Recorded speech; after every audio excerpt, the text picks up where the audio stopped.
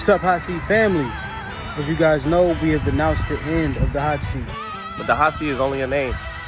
But as one door closes, another one opens. Now join us as we open our next door. In 3, 2, 1. Ready?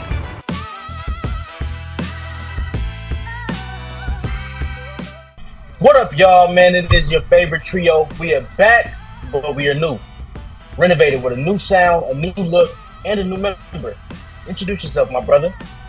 What up, y'all? My name is AD. I don't know if we're going to reveal the name yet, but, you know, I'm your new co-host. Yeah, and again, I am Cam, again. It's your boy IT, you feel me? We back, better, rebranded. And this is Attention to Detail. So, we changed the name, man. We felt like we outgrew the old one. You know, it felt like it was an old brand. It was something that we weren't grown with, so we decided, hey, let's go back to the drawing board. Let's figure out how we're going to grow as a group, as a brand, as a company, as everything.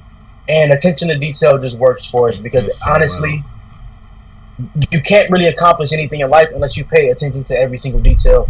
No half stepping, no skipping steps. So it's a way of life. It's a way of life. Yes. Hey, yeah, man, so I'm happy to be back. Like you said, we've been wanting to rebrand it for so long. We even I know we disappeared and everything, but it was really a matter of us just trying to get ourselves right, you know. And a name finally came to us, you feel me? And we rebranded. We got a new logo. I know you guys see it. New members. That's how we're going. Yeah, man. We wasn't feeling it anymore. We wasn't feeling the brand. We wasn't feeling the idea. It just, you know, but we got re-inspired. And, you know, we tired of letting the world pass us by, like my boy Cam said. So. And we are back as a podcast, but we are going to be back as much more than a podcast. Just stay tuned. If you want to give a hint, a sneak peek of what we about to be doing, you can. But hey, man, stay tuned, y'all. You feel me? We can show y'all the logo. I mean, we got the little promo video. That's probably gonna be before. Y'all probably will see that before anything. That'll probably be the start of the video. But you know, glad to have y'all. Tuned in and everything. Jew, you wanna AD? You wanna introduce yourself? Like, tell them a little bit about yourself or something. You know, anything. I mean, they're gonna find out through episodes, you know. But I'm AD. I go by AD. I go by Jew. Y'all can call me whatever y'all want. But yeah, I'm ready to get into it. Yeah, if I start referring to him as Jew, that's just what I call him. You feel me? You guys call him AD if you want to. Do not cancel us. Because we're not talking about that type. Yeah. Yeah, my name's actually Jew, you know. All right. Well, yeah, like we said, Attention to Detail, new podcast name. We are planning to be an entertainment company, film company, whatever, you know. It's going to be more than just a podcast. A lot is coming. It's a brand, coming. It's a lifestyle. Brand lifestyle. But so before we start, y'all, I want to know, like, how are you guys doing overall, like, as individuals? Oh man, overall, I've been good. You know, this has been a really good year, but it kind of tailed off a little bit. You know, but I'm trying to get it back going. You feel me? I had a lot of good things going on this year. Yes. Praying for things and things been coming to me and everything. Can't really talk too much about certain things, but once it comes and everything, I can get into it. But like I just want to keep building on that. Had a little slump that happened toward the end of summer, but I'm back now, so I'm feeling good. Yeah. So what about you, Drew? How you feeling, man? How's your year been? Man. My year been good. I've been doing good. You know, I'm just very excited for the end of the year, the rest of the year. I'm building on stuff that I'm trying to build on and working on things I want to work on and stuff. But I'm very excited for the future. As for myself, I'm excited as well. This has been a great year, top to bottom. We've been going through it. But overall, it's been a productive year. It's been a year about growth, mentally and any other way. As far as like what I'm doing, obviously y'all know I'm an actor, but it's been dead. It's been super dead. We still dealing with the effects of the strike. Everything is slowed down. Everything is like locked down right now. But we coming back. So I'm just staying focused and ready. So I got my boys back, ready to take this world over. The main thing I want to build on to end the year is consistency and discipline. Yes. I feel like giving you guys consistent content is a big thing that can help us build on that. So, be on the lookout for consistent clips, episodes every week. We have a schedule for it and everything. So we're definitely going to, keep our foot on the gas and, do our thing. So absolutely, we're holding ourselves accountable. Yeah. All right, so we're not leaving. We don't want to hear y'all say, "Y'all always do this. Y'all pop up and disappear." No, no, no. We don't want to be a no, one we here now. episode and drop and then disappear for a week and then come back. You know, we're done with that. So bringing the podcast we are back here. was a thing for us to really get our minds back right. So yes, get it, man. Let's get into the show, though. My guys, where do you guys want to start? Wherever y'all want to do. I think the NFL being back, you know, I think that should be where we start. Amazing. You know, amazing. We had a crazy weekend of NFL football. Some better than others. Some better than others. But let's touch on teams that, you know, surprised you guys, teams that you guys were underwhelmed by, you know, anything. Should I start? You start, Cam? What we gonna do? I'm gonna let one of y'all go first because it's very personal for me. I just want y'all to know that. You know, I'm trying to see if I can spot any gear behind you or anything for the team, but I can't. Oh, you talking about that 1-7 back there? Yeah. Okay, that might be a little disappointing. You talking about that 1-7 right there? I see it. Hey, man. Yeah, should we start with the disappointments first? We should start with the disappointments first, honestly. I got a team that I'm not really disappointed by, but I'm gonna say I'm disappointed by them because of what they've done after they went to the Super Bowl. I'm talking about the Bengals. The Bengals, I knew it. Bengals have been a letdown ever since they, you know, had that Super Bowl run. I honestly thought they were going to be one of the next powerhouses. You feel me? After seeing that run was crazy. Joe Burrow, you feel me? He seemed like the next one up, and now it just seems like he's been dealing with injuries.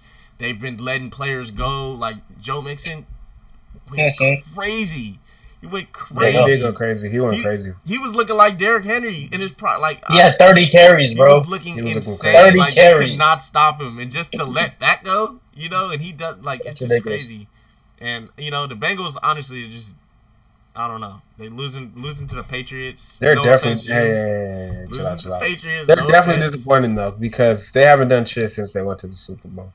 Yeah, absolutely. I don't know, man. I don't know. And Jamar Chase seems fed up. So yeah, you know, that's crazy because but also T. Higgins. Because T. Higgins is actually playing on a franchise tag. He's not guaranteed. Yeah, I seen that. At least Jamar, he still has 2 years. He wants a contract, but as a team, we don't have to pay you if you got this year or next year. Yeah. You can wait. T. Higgins is a free agent playing on the tag right now. Yeah. So that's who they need to watch. Just judging by what they did with you know what the thing I heard about the Bengals is like they're not like their owner is not super rich. So when it comes to the money issues, and I heard in the NFL like when it comes to the guaranteed money, like you got to put all that money into an escrow account, and you feel me. So like just in case anything happens. So I heard that's one of the issues with it, and all these contracts coming up. But I feel like honestly, they probably also too didn't expect to go to the Super Bowl that year. You know what I mean? Like I get that. It probably like sped up their timeline up. But you feel me? Once you have something like that time, that's not guaranteed. You gotta you have to go for it. Like put all your chips in. That's how I feel. Honestly, no matter what. I agree. You know, like you said, the owner doesn't have the money, so it's. He wasn't ready for a team that's, you know, on that type of trying to compete with like the Chiefs and the Bills and shit every year. Like that's tragic. But yeah, that's one team. Super. But that's what it is, though. Teams have a clock, you know, because the NFL, they don't have a luxury tax like the NBA does, or baseball doesn't have the salary cap at all. As much as they want, huh? NFL, they have a hard cap. You cannot pass that number. That's why. If you got a quarterback that you're like a rookie quarterback that you're not paying for them first 4 years, you better make the most of it because once you pay the quarterback, that's 30% of the cap, 40% of the cap, and then when you try to pay these other dudes, like the Bengals, they just paid Burrow, I believe. So now you can't pay Mixon. You can pay these guys, but it's harder. They let as much as they want. Jesse Bates was their defensive captain. He's with the Falcons now. So it's just like you got to make the choices. That's why in Seattle, when Russell Wilson got paid, they never got back. Yeah, I agree. Like I feel like in sports, the number one thing you got to do to win is like capitalize on players who like are outperforming their contracts. Yeah, so a lot of young guys quarterback. If they're on a young rookie contracts, that's like the best time, especially if they start off good. Yeah, absolutely. Yeah, and so you don't get lucky. like they picked Joe Burrow, and it's a good thing he's good, but like you don't always get lucky. You feel me? Yeah. To where like once you got that quarterback, you need to capitalize on that shit. 100%. So for me, man, I have a disappointing team. I have a couple of them. So I'm trying to figure out if I should do the home team or if I should just do somebody else. Yeah, I'll say, you feel me? Pick one. You know what? I'm honestly, I'm not even going to pick my home team because there's reasons why I was happy with what I saw. I was disappointed in the offense, but the defense was phenomenal. The defense was amazing. I'll give you that. It was, but that damn quarterback. You guys, I just don't. You guys need a quarterback, bro.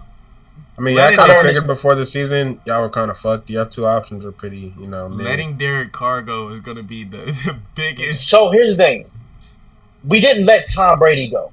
Yeah. Anyway, okay. My point is, because he knows he gets it. We didn't let him go. Shit. But my point is that, so it's not like, ooh, I like that shirt. I see it, young boy. I see you. We're going to talk about So my point is, it ain't even a big deal that you let Derek Carr go. Okay, he was there for a long time. They didn't win a whole lot. But when he was there, the defense was awful every single year. They finally get a good defense. Now your quarterbacks is Garoppolo, O'Connell, and Minshew. My problem is you let go of him without a plan to replace him. There was a trade in place to get C.J. Stroud, and Josh McDaniels said no.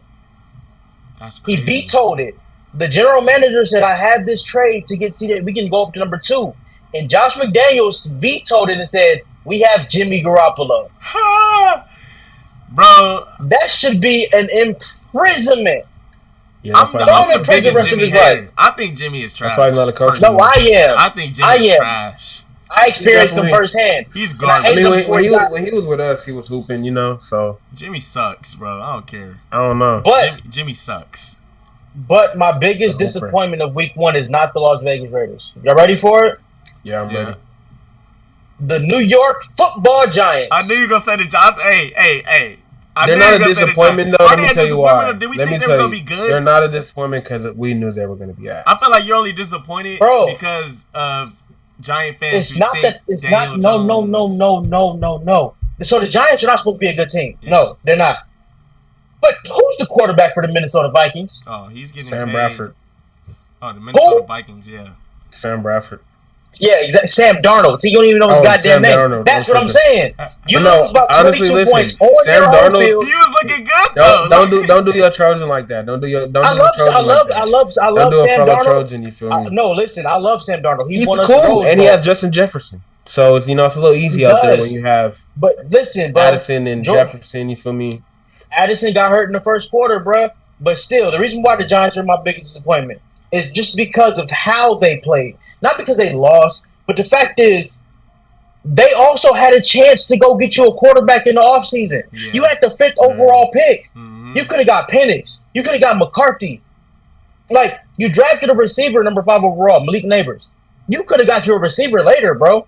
Or you could have got you a quarterback and traded for a receiver. You could have traded for T. Higgins, Keenan Allen, Mike Williams, all these receivers on the market. You could have did all of that. You sat with Daniel Jones and his ass 22 I think the big thing is you didn't pay him all this money to have a rookie come in and play over him, and you can't trade that. I think that's what they're thinking. I don't give a damn. And that's like a business thinking, though. I don't agree with it either. Check this out. The Falcons drafted Michael Penix after they signed Kirk Cousins. That is awesome. Daniel Jones is in the last year of his guaranteed money. Yeah. So you just got to eat 1 year. Yeah, some teams don't think like that. Some teams are like, I'm not paying you all this money to come off my bench. Well, hey, man. Well, 22 out of 42 against the Vikings ain't going to cut it. It just ain't going to do it. It's not going to do it. Did you see did you see Saquon? Also, can we say this? Then you let Saquon Barkley walk, and he went to Brazil, and he salsa danced on their ass. Man, but who told the Giants to pay Daniel Jones? Like, what did he show us that was like, oh, let me give him $40 million a year? It's crazy. He made the playoffs, and that was the market of quarterbacks. But like he made the playoffs. He was the GM and the agent. He was in charge. He made the playoffs, but was he like a $40 million quarterback? No, I remember we were all talking about it. We was like, he should not get that much. Like he should get something. No, because he wasn't bad. He wasn't bad. He should have got something. He was average. Now he's very. Now he's just way overpaid. Yeah, Yeah. they set themselves up for this. How many picks did he throw? Like 6?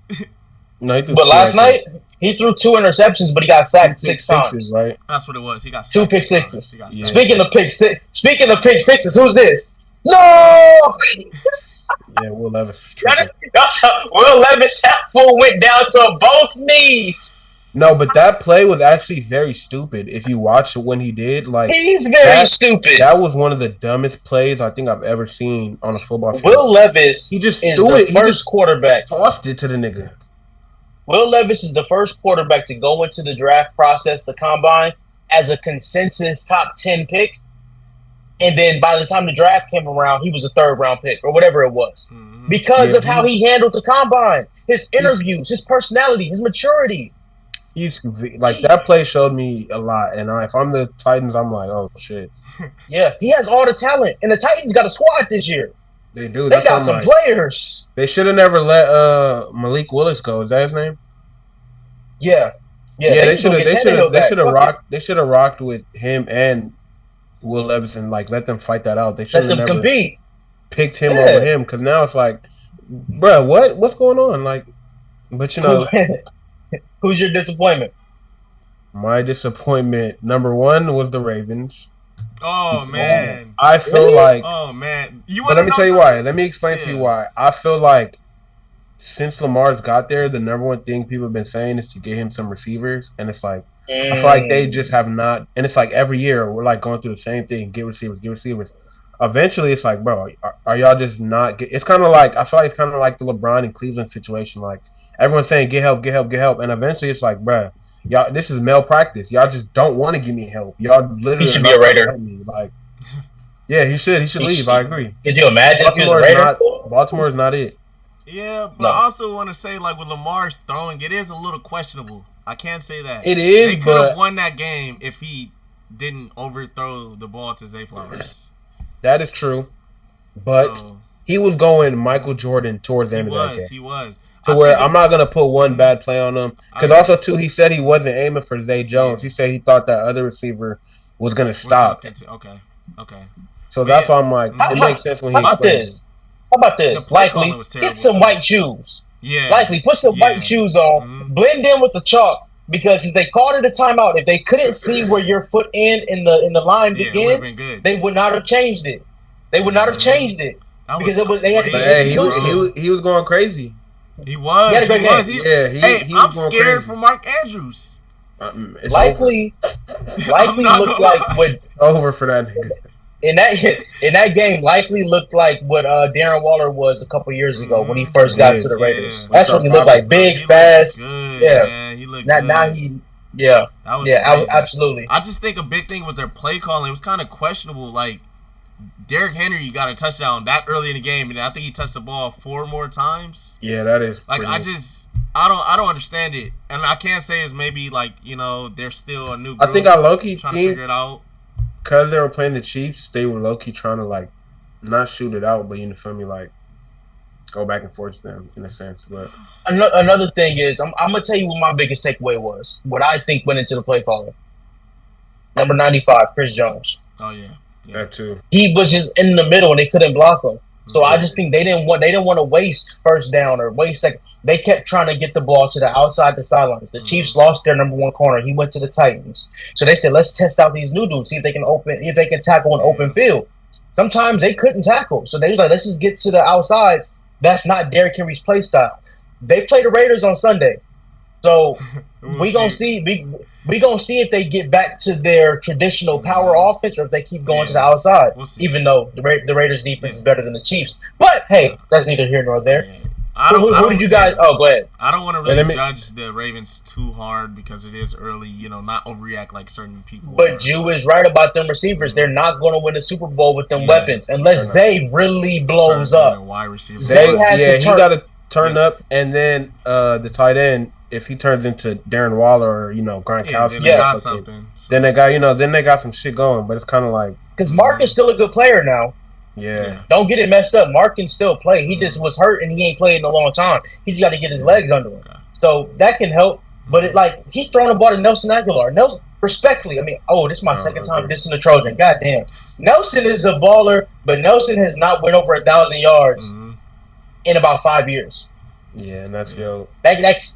Bateman has a hands issue now, so like they don't have a bona fide guy. Calvin Ridley was out there. Why you didn't go sign him?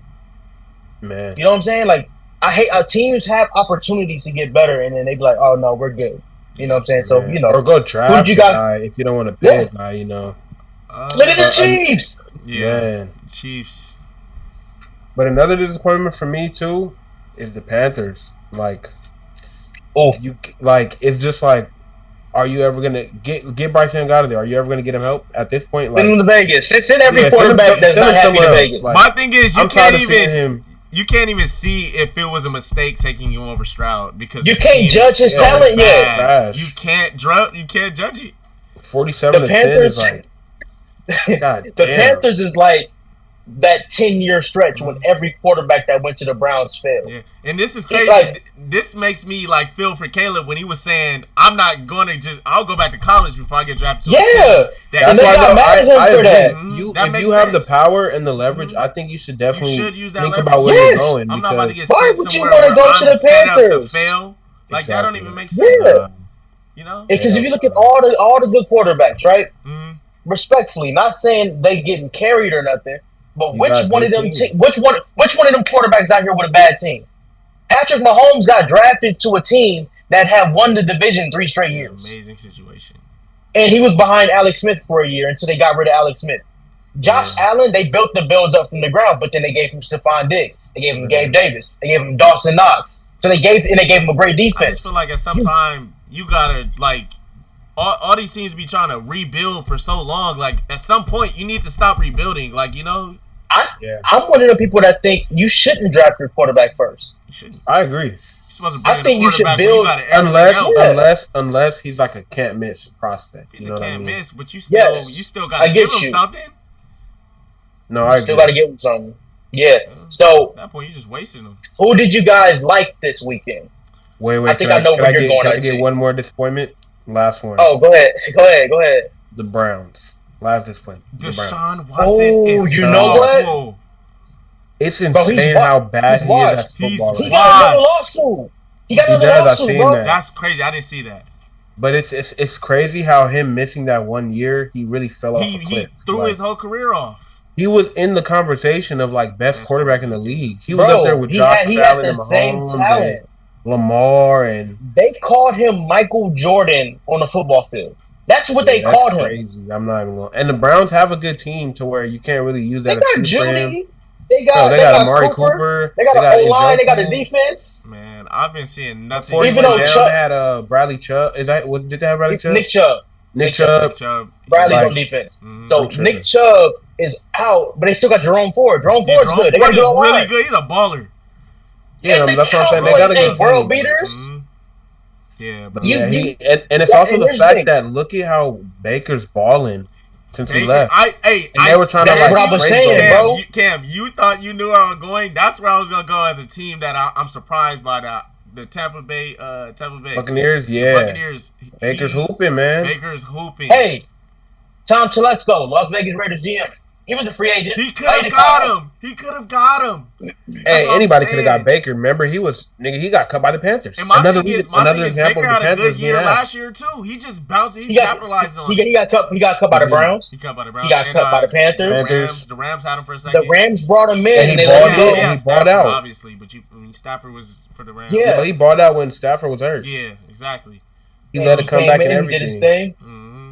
But yeah, it's insane when you look at shit like that. Like, damn, Deshaun Watson is Baker had talent. Yeah, so it's like that's the thing too. Baker is talented, and people were trying to throw dirt on his name and stuff. But he was the #1 pick for a reason, you know. Yeah, exactly. That's where it goes. It's a situation. I just think it's your situation, you know. Yep, it is situation. And, shout out my dad. He was at that Tampa Washington game. Yeah, that's what I was gonna say. I was impressed by Washington. I mean, not Washington.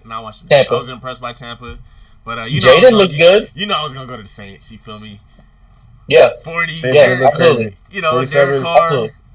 Only reason I'll say I wasn't impressed by the Saints was they played, Panthers. It was the Panthers. You feel me? Yes, but the way that it looked, they got an interception on the first play, and on the next play they hit a 60-yard bomb. Yeah. It was like some Madden shit. I was like, oh.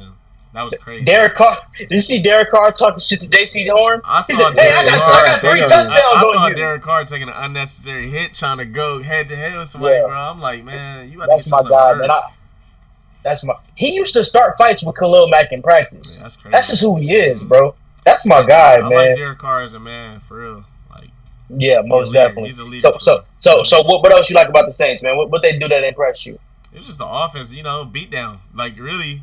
Yeah. Derek Carr was efficient. I don't know. Yeah. I had fun watching the blowout. Like, I can't really judge it because I enjoyed watching it. Really, I was going to talk about the 49ers. Like, really, that was the team. So, really quick, before you go, Derek Carr, 19 of 23. Yeah. That is ridiculous efficiency. 3 touchdowns. Mm-hmm. Yeah. Yeah, no, they were all right, you said 49ers. What they do? Wow. They impressed me. Good. They impressed me. That defense was crazy. Mm-hmm. All without McCaffrey. Now, I do want to say that rookie, them asking that rookie about him getting a start, and he saying that they told him on Friday. That was crazy. Whoa. What? They said they told him on Friday that he was going to start. He said that in the interview after the game. The fantasy owners are going to be pissed. Yeah. And Vegas. And then, you're right. They're saying Kyle Shanahan had an unfair advantage against the other team. Not saying nothing because Shanahan tried to fix it. He tried to fix it. He said they didn't tell him he's going to play a lot. Yeah, that's what he said.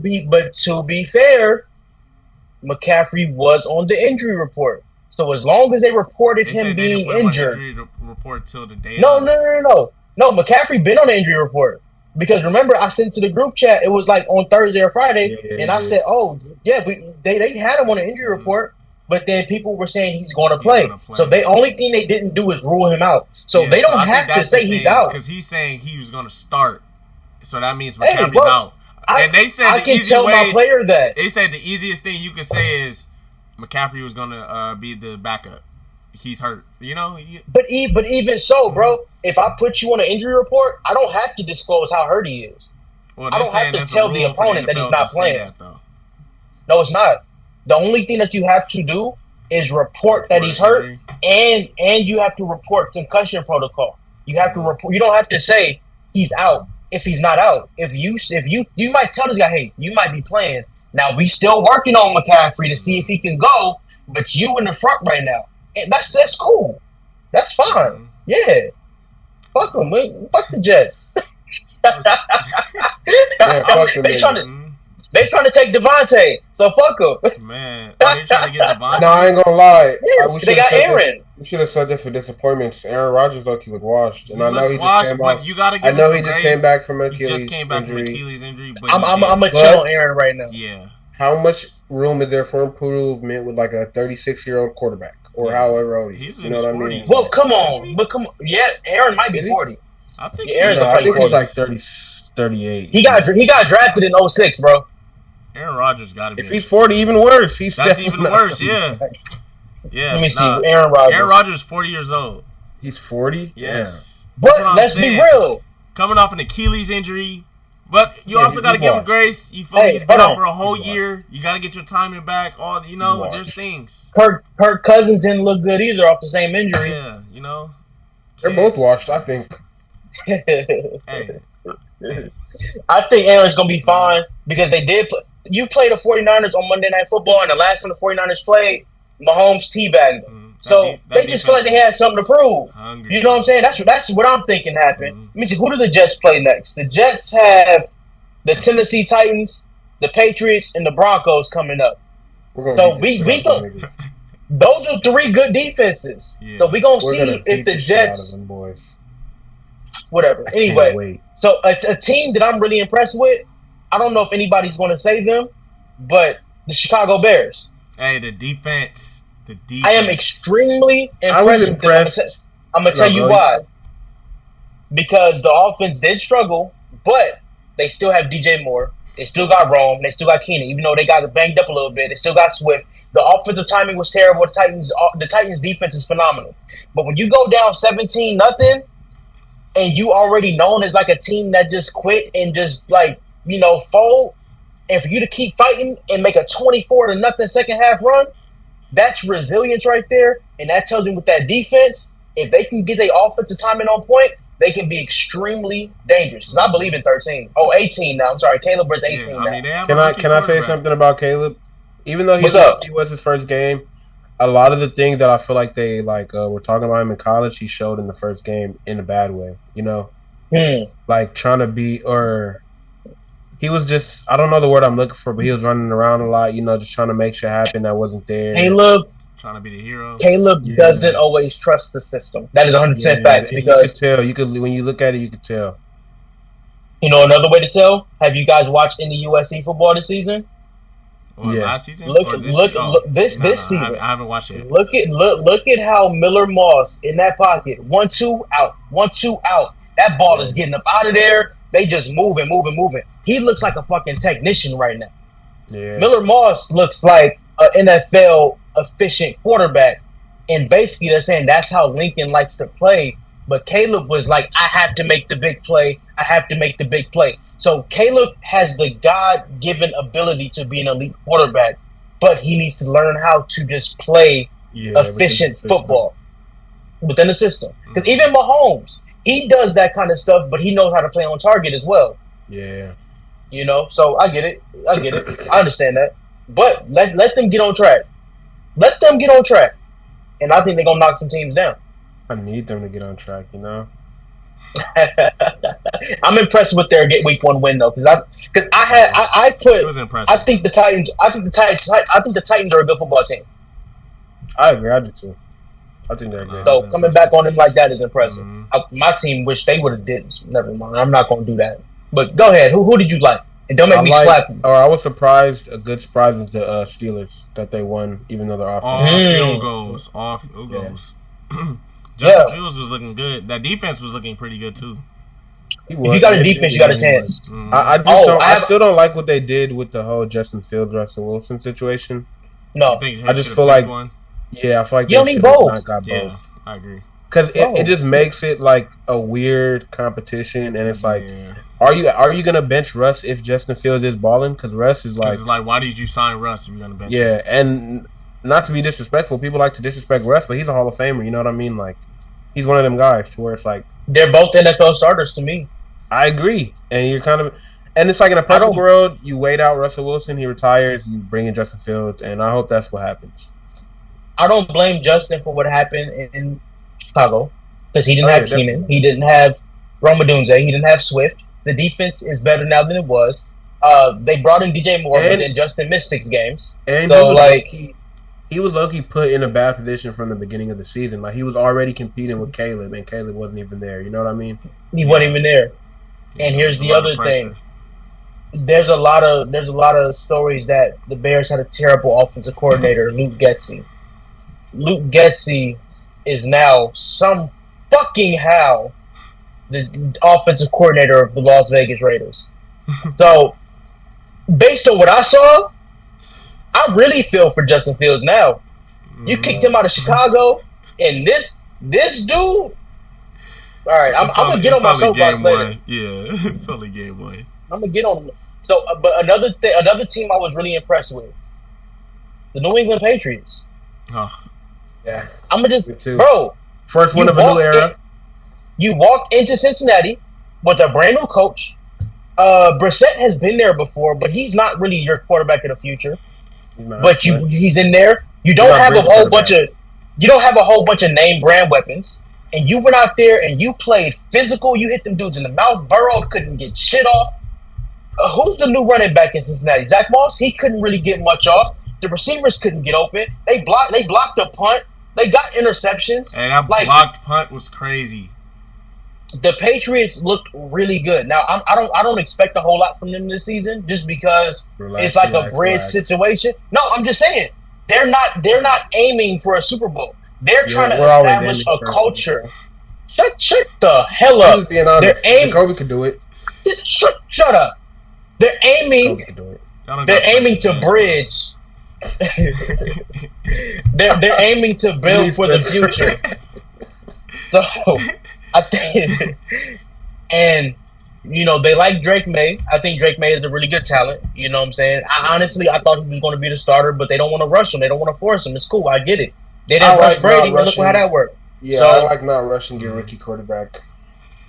So I was really impressed with him. Christian Gonzalez, he was my favorite player in the draft last year. Not this year, but the last draft. I wanted him in silver and black bad because he went to Oregon. I watched Pac-12. That dude is tall. He has long arms. He's fast. He plays the ball and he tackles.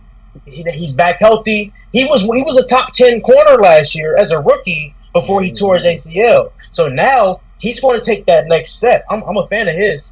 Oh, the New England Patriots.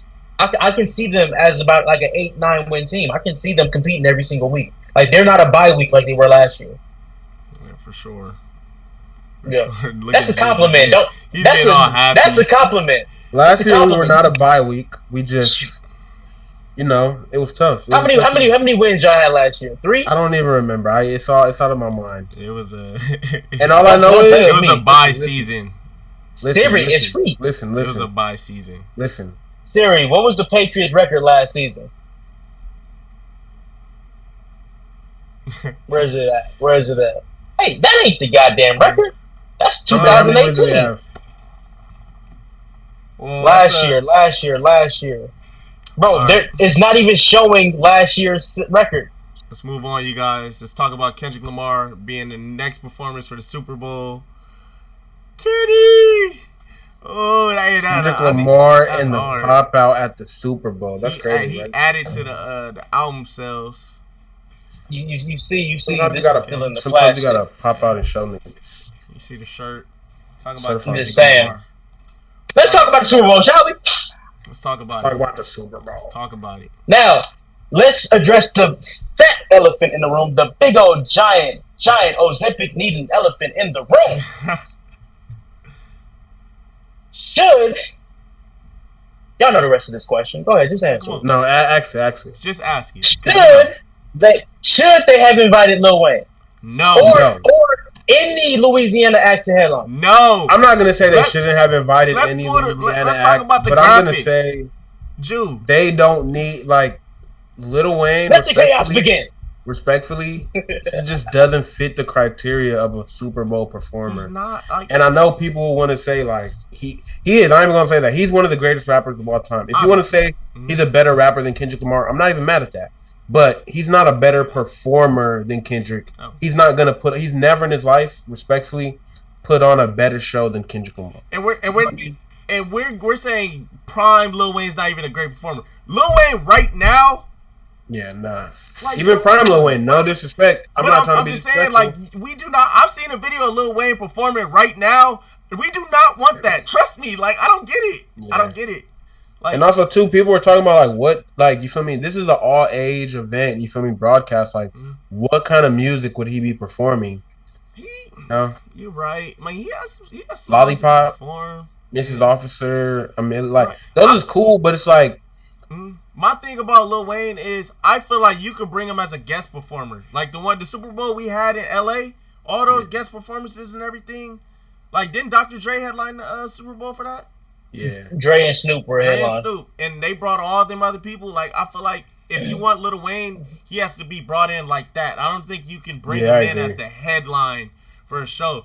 And it would have had to been something they're doing a Cash Money tribute if you ask, feel me, something like that. If you ask Drake, but if you ask Drake or if you ask Nicki Minaj, if you ask Drake, you feel me? And they bring in some other. I would have been more acceptable if people were saying Drake should have performed, but not Lil Wayne. That's I can understand. But Drake is that type of artist. I don't think you could just throw a rapper up there. Can't you have to have and it has to be someone who's a creative artist, someone who's gonna put on a grand show. It's a Super Bowl performance. It's a Super Bowl performance. We had Rihanna. That's what people think about it. Rihanna and a lot of people were criticizing her about her performance. They should have brought Beyonce instead or something like that. You feel me? Just imagine bringing in Lil Wayne and so check this out. What you gonna say? So. Well, you guys made you made an excellent point, June, when you said it is a grand stage. You made 2 excellent points that I like. It's a grand stage and it's a global audience. At the end of the day, does Lil Wayne have the catalog? Yes. He does. Does he have the legacy? Yes. But Kendrick, regardless of what nobody said, Kendrick has 3 songs at least that every age group has felt. Everybody has felt we gonna be all right. Everybody has felt be humble. Everybody and their mama is saying A minor. I'm not saying Lil Wayne don't have one. I think you're short selling. Even I was gonna say even a song like I Love Myself. Yeah. Like that was a global empowering song. You know, that's a Super Bowl type song. You're right, it is. You can do a lot with that. So there's a lot of songs. And plus, if we just think about this year, how many moments did Kendrick Lamar give you that's gonna live forever? I agree. I think this year he really showed. And I seen a tweet that made a good point, but it's like Kendrick don't be on socials. He don't be doing nothing, and every single time he pops out, it pops out. Literally, it like shakes. He literally like the boogeyman. In the music he just pops out in this. Because look, the Control verse, the BET cipher, the Like That verse, the whole diss with Drake, like he wasn't even saying nothing. He was just dropping the song. He knows how to put on a show. He actually knows how to perform. Like if I went to his concert, we've all seen him perform. I went to his concert for the last album. He put on a show. It was amazing. Like that he's gonna check all the boxes. He's gonna have costumes, dancers, choreography, pyrotechnics. He's gonna have everything hits. That's in the hits, the music. You know he's gonna bring some people out. Like he's not. Here's another thing. Kendrick has the best breath control of any rapper. When he is on that stage, he sounds like the song. Mm-hmm. You know what he's saying. Yeah. That I went to the pop out. That motherfucker didn't drink. He didn't take the water not one time. Mm-hmm. He didn't stop. He went from 6 minutes of euphoria straight into DNA. Do y'all know how hard that is to rap? That's 10 minutes straight of rapping with no break, and he had a hot ass hoodie on. It's insane. No facts. With fire, fireworks all over the place. He's not going to give that type of performance. Like I think I've seen a video of Lil Wayne not even knowing the lyrics to one of his songs. Like he admittedly don't know his song. He brags on it. He brags on it. Like, I love Lil Wayne. I didn't rap so much. I don't even know the lyrics. There's nothing wrong with it. I get it. You got so much songs that you're forgetting stuff, or you might have been freestyling on them. You know, but that's not someone worthy of performing at the Super Bowl. You can't trust him as a liability. And as far as performing goes, there's only like maybe 3 rappers. Is it that many? 2. There's 2 rappers that I think can perform at the level of Kendrick, and we all probably agree. Kanye. One is Kanye West. I've seen him. That's what I was just gonna say. If you're going, Kanye West could have been option. Now, if you can't trust Kanye, because Kanye will mess around. Yeah, we get why not. He's the perfect artist. Artist-wise, he's the perfect artist, but like as a person, you can't trust him as a person. You know, he's gonna. Kanye will have to sign a no rant waiver. Kanye would have to be pre-recorded. Go in hiding. He would have to go. No, it would literally have to be pre-recorded. Not taking no risk. He would have to like delete all his social media. He had to sign something to be on in the middle of the show. In the middle of the halftime show. Hold on. Y'all cut the music. I got something to say. Man, I'm telling you. 30 minutes later, hey, Mr. West, this is the third quarter starting. I don't care. This is my show. This is my game. Y'all can play on the front yard. This is my stadium. But I will say, New Orleans. A Kanye halftime show. A Kanye halftime show. It would be amazing. It would be amazing. It would be amazing. But you just can't. Did you guys see when Kanye and Drake did that Larry Hoover concert? Yeah. Kanye tore Drake apart. Did you see when he just did the show in I think China or somewhere? Or when he's in that stadium? Yeah, that shit looked crazy. When he said Joe Budden, God's not done with you. And that shit was lit though. That shit was crazy. Kanye is like, they do this whole Drake Michael Jackson thing. Kanye is really the rap Michael Jackson. I don't give a damn nobody say it. He is not Drake. Okay. But the other rapper I was saying I could perform with Kendrick is Travis. That's the only other one. Oh, Travis Scott could put on the show. Didn't he? No, it's crazy. He performed with Maroon 5. Yeah, he was a guest spot. I didn't know that. But now Travis. That was Atlanta. Travis. I do want to touch on something. We got this graphic from 1993 to 2025. Oh. Okay, so from 1993 to 2025, we have only had 3 artists that are from the city that they're performing in. And mind you, those 3 artists were in one Super Bowl year. In the same year. The same year. Because Dr. Dre decided to bring out all these LA artists when he did it. It was Snoop Dogg, Dr. Dre, and Kendrick Lamar. So what is up with the outrage about... And that's 30 years. 30 years. 30 Half years. time. And nobody has ever said one word. And how many times have we been to Louisiana and nobody said nothing about Lil Wayne? And this is Lil Wayne in his prime. Yeah. This is Lil Wayne in his prime, not Lil Wayne. Since Lil Wayne. Like, since the halftime show started having A-list headliners, this is the 4th Super Bowl in New Orleans. The first one was 97, and they had the Blues Brothers, ZZ Top, and James Brown. So you can't really argue with that shit. But 2002, you had U2. Lil Wayne was fireman already. Master P was already making them say, Birdman was already talking about how you do that, boy, or whatever the fuck he said when he didn't pay Pharrell. In 2013, Beyonce was there. He died. That's what the fuck happened. Now, in 2013, you had Beyonce. They didn't complain about Beyonce. No.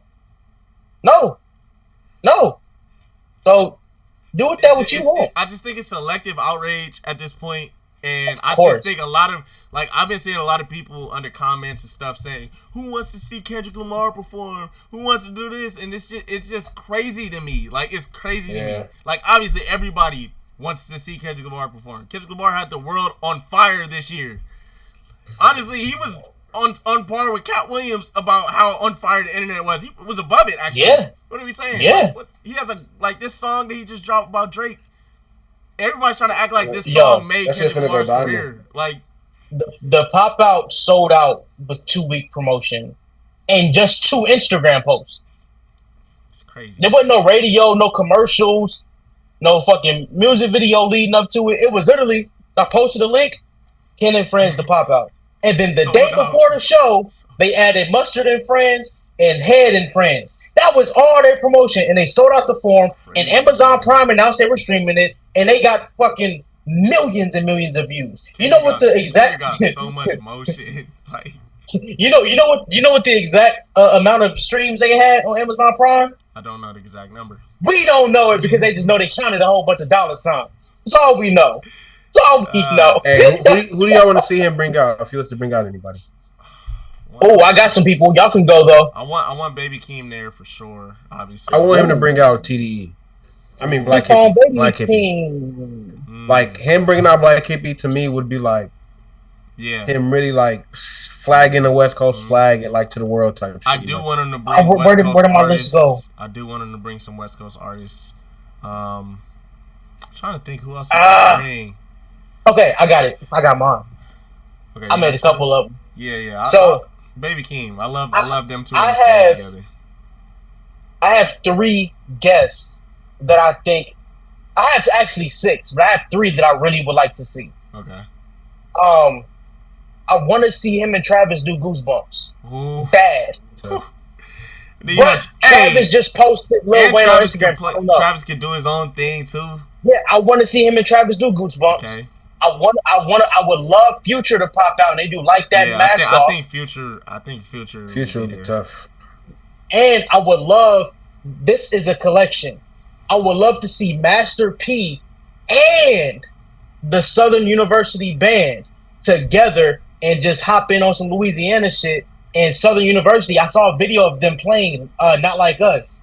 They play Not Like Us on them HBCU bands. Bop, bop, bop, bop. That shit will be so hard. Like do you think he's gonna perform Not Like Us? I think he performs Not Like Us, but not a full song. I would love if they do the band and the band is playing it and they do the hook. They not like us. They not like because you can't say all that pedophile shit on the Super Bowl. Yeah. You gonna bleep out half the song. But I can see him do. I can see him do the dance section. Hey, run for your life. I can see him do all like the breakdown version of it. I think he'll do a version of the song, not the full song. If he does all he has to do is the part where they say "OV ho" and it's over. OV ho is crazy. Oh, if he gets everybody in the stadium chanting "OV ho," it's crazy. Okay, I like the Travis Scott one a lot. I do too. I like that one. I like that one a lot. Okay, so then you said TDE. Yeah, but Black Hippie specifically. Black Hippie specifically. Yeah, like they did at the pop out. That would be fire. And you And said it would be Baby like King? it would Said be Baby cool to King. see. It would be cool to see them go from like, you feel me, the beginning to like these niggas on a Super Bowl stage halftime. You know, So like, that would be a crazy story. Mm-hmm. I have, yeah, you're right. That's hard, right? I have a petty decision too. I have a petty guess. Don't say Drake. The Weeknd. Hell no, that's. Drake Cole? Drake Hey, wouldn't even come. I'm gonna tell you the truth. Drake wouldn't even I come. never want to see Kendrick and Drake make up Yeah. unless it's like 10 years later, because the stuff they said about each other, I cannot I be agree. friends with you. Yeah. It would eliminate agree. all those songs. Yeah. All those songs will be automatically trash if Yeah, they make up literally, that you song. would discredit. I would just All make of up. them. I would be cool with a nigga to backstab him at that point. Like, I'm backdooring you, nigga. So, like, so my petty reason has something to do with Drake though. Who, J. Cole? What was the name of Drake's second diss song? What was it? Well, it was Oh, you talking about Matter? Snoop? No. Yeah, that one. What was it called? I forgot the name of it. Was that? Taylor Made Freestyle. And why was it called you Taylor went Made Freestyle? Swift? Hell no, don't bring out Taylor Swift. He has a #1 hit does. with Taylor He Swift, does. and I ain't gonna lie. that would make That would be the crazy. And that that might might the be- Super Don't The pop. Chiefs Especially might if be in the Chiefs Super are Bowl playing in the anyway. Super Bowl, that would be crazy. That would make the Super Bowl That would pop. be Hey. crazy. Everybody's Hey. talking about Now it. that you mention and it's that, Taylor I Swift. definitely think he's gonna bring Taylor it out. Swift might be you might have to. Because I bring her feel in. like And you wanna know then what's crazy? As she walks on the stage, just say, "Ha, Taylor made." Now listen, you want to know what's crazy? Now that you mentioned her, I think one of the reasons they chose Kendrick now is because he can easily integrate her into the Easily. He can. show and make it acceptable. You know what I mean? Yeah, because they have a not number saying one it wouldn't hit. have been acceptable, but I'm saying like it kind of It's would have not been. forced. It would have been a No, I bigger get it. outroar I get if it. Taylor Swift was like the headliner. It would have been like, oh my Yeah. god, it feels so forced. But if Yeah. Kendrick is bringing her out, it's like, oh shit, it makes sense. They have a #1 I'm trying hit. to think how Yeah. you can make it work And- doing all this Travis Scott, Taylor Swift. Well, he can't You do do all of it. Goosebumps Can't and do Bad all. Blood. He only has 14 minutes, Something. and he has to. He has to do humble, right? Yeah, all right. He kind of he has to do all right. Yeah. Now there's some other songs that he can do. Like he has to do Mad City, Mhm. right? So there's some Yeah. songs that he has to do. So he don't have enough time. He probably could bring out one or two. Do you think he can find out a way to do it the way Dr. Dre did it, or do you think because Yeah. he has? You think so? No, but I don't think think- he's gonna no. bring out as many artists because he's an artist himself. Yeah, that's what I'm saying. I don't. No. Dr. Dre brought out the people that he put on, basically. Yeah. So it was a little bit different. Kendrick And Dr. is- Dre if he- can't perform. You know what I mean? Yeah, like I mean, he, not by itself. Not by- yeah, he can't. Like, what's he gonna do? Play the piano? If- Like, Mhm. Not by- If Kendrick if he has 15 minutes, he's going to take 11 and a half. yeah, for sure. Yeah. And he's probably going to give 2 and 2 to other people. Mhm. He ain't going to give his stage up like fucking Gilbert Arenas said. Yeah, But yeah, he's for sure not. so he might bring out 1 or 2 guests. So Okay. that's what I think. Also, here's another thing that stands out to me. Do you guys know where the mayor of New Orleans is from? nah. California, Not just California. Compton. City of Compton. That's crazy. The mayor of New Orleans. Well, And who gets the final say in choosing the talent? the mayor. That's The whole crazy. city. It's crazy. It makes sense though. So they did all this Jay-Z shit, and a woman from Compton, she chose Master P as the ambassador, I did see that. And- I seen that. and I'm pretty sure she had a hand in picking Kendrick Lamar. Yeah. And Even the- Master the- P, he didn't sound too disappointed that they chose. No, he Kendrick wasn't Lamar. disappointed. He was No, just because like- he probably was in that room. All I Yeah, care about is a definitely. great performance, and I know Kendrick's gonna deliver. That's Hey, simple as that. y'all want to know what I learned during this whole time? What's Honestly, what I learned is niggas don't like the West Coast, but I'm fine with it. I'll press the line with it. Tip a They nigga don't. off one at a time hey, with it. we gonna could make be them on love a it 3-hour though. time Hey, difference. this is We a gonna great. be on the 3-hour time This difference. is a Come great on, year man. for the West, man. This is They a great proved year for it. the West. They 100% proved that they do not fuck with the West. They proved it this year. They showed their colors. All they keep saying is the West Coast got theirs. The West Coast got theirs because the city of Los Angeles and Inglewood We chose it. You the dumb key card. motherfucker. You feel me? Exactly. They could have chose And anybody even else. if we got ours, it's like we also have people that weren't from the city performing. Mary J. Blige is not from LA. 50 Cent's not from LA. Exactly. Eminem is not from LA. Exactly. No, like it that's, wasn't. That's the thing about even us. though we had show some love people, to other it was people, like, and we show love to our own people. You feel me? Yeah. Like that's what I'm hey, saying. also, motherfucker, how about this? How about the West? We the West. Y'all don't have a California love. What's your anthem? What's your anthem, huh? Girl, you look good. Want your back?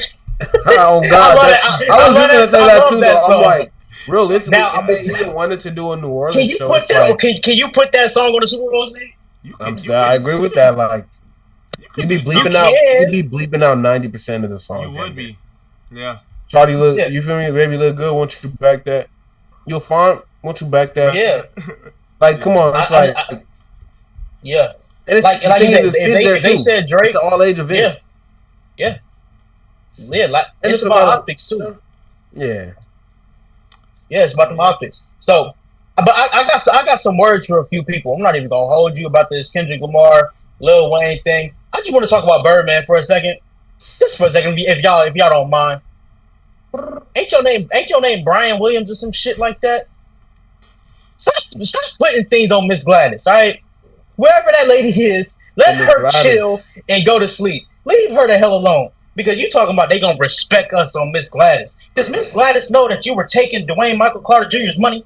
Does Miss Gladys know that you shot up that nigga's tour bus? Does Miss Gladys know that you let Young Thug steal his name and make his album The Barter 6? And while you was holding the Carter 5 hostage and he couldn't take it nowhere else?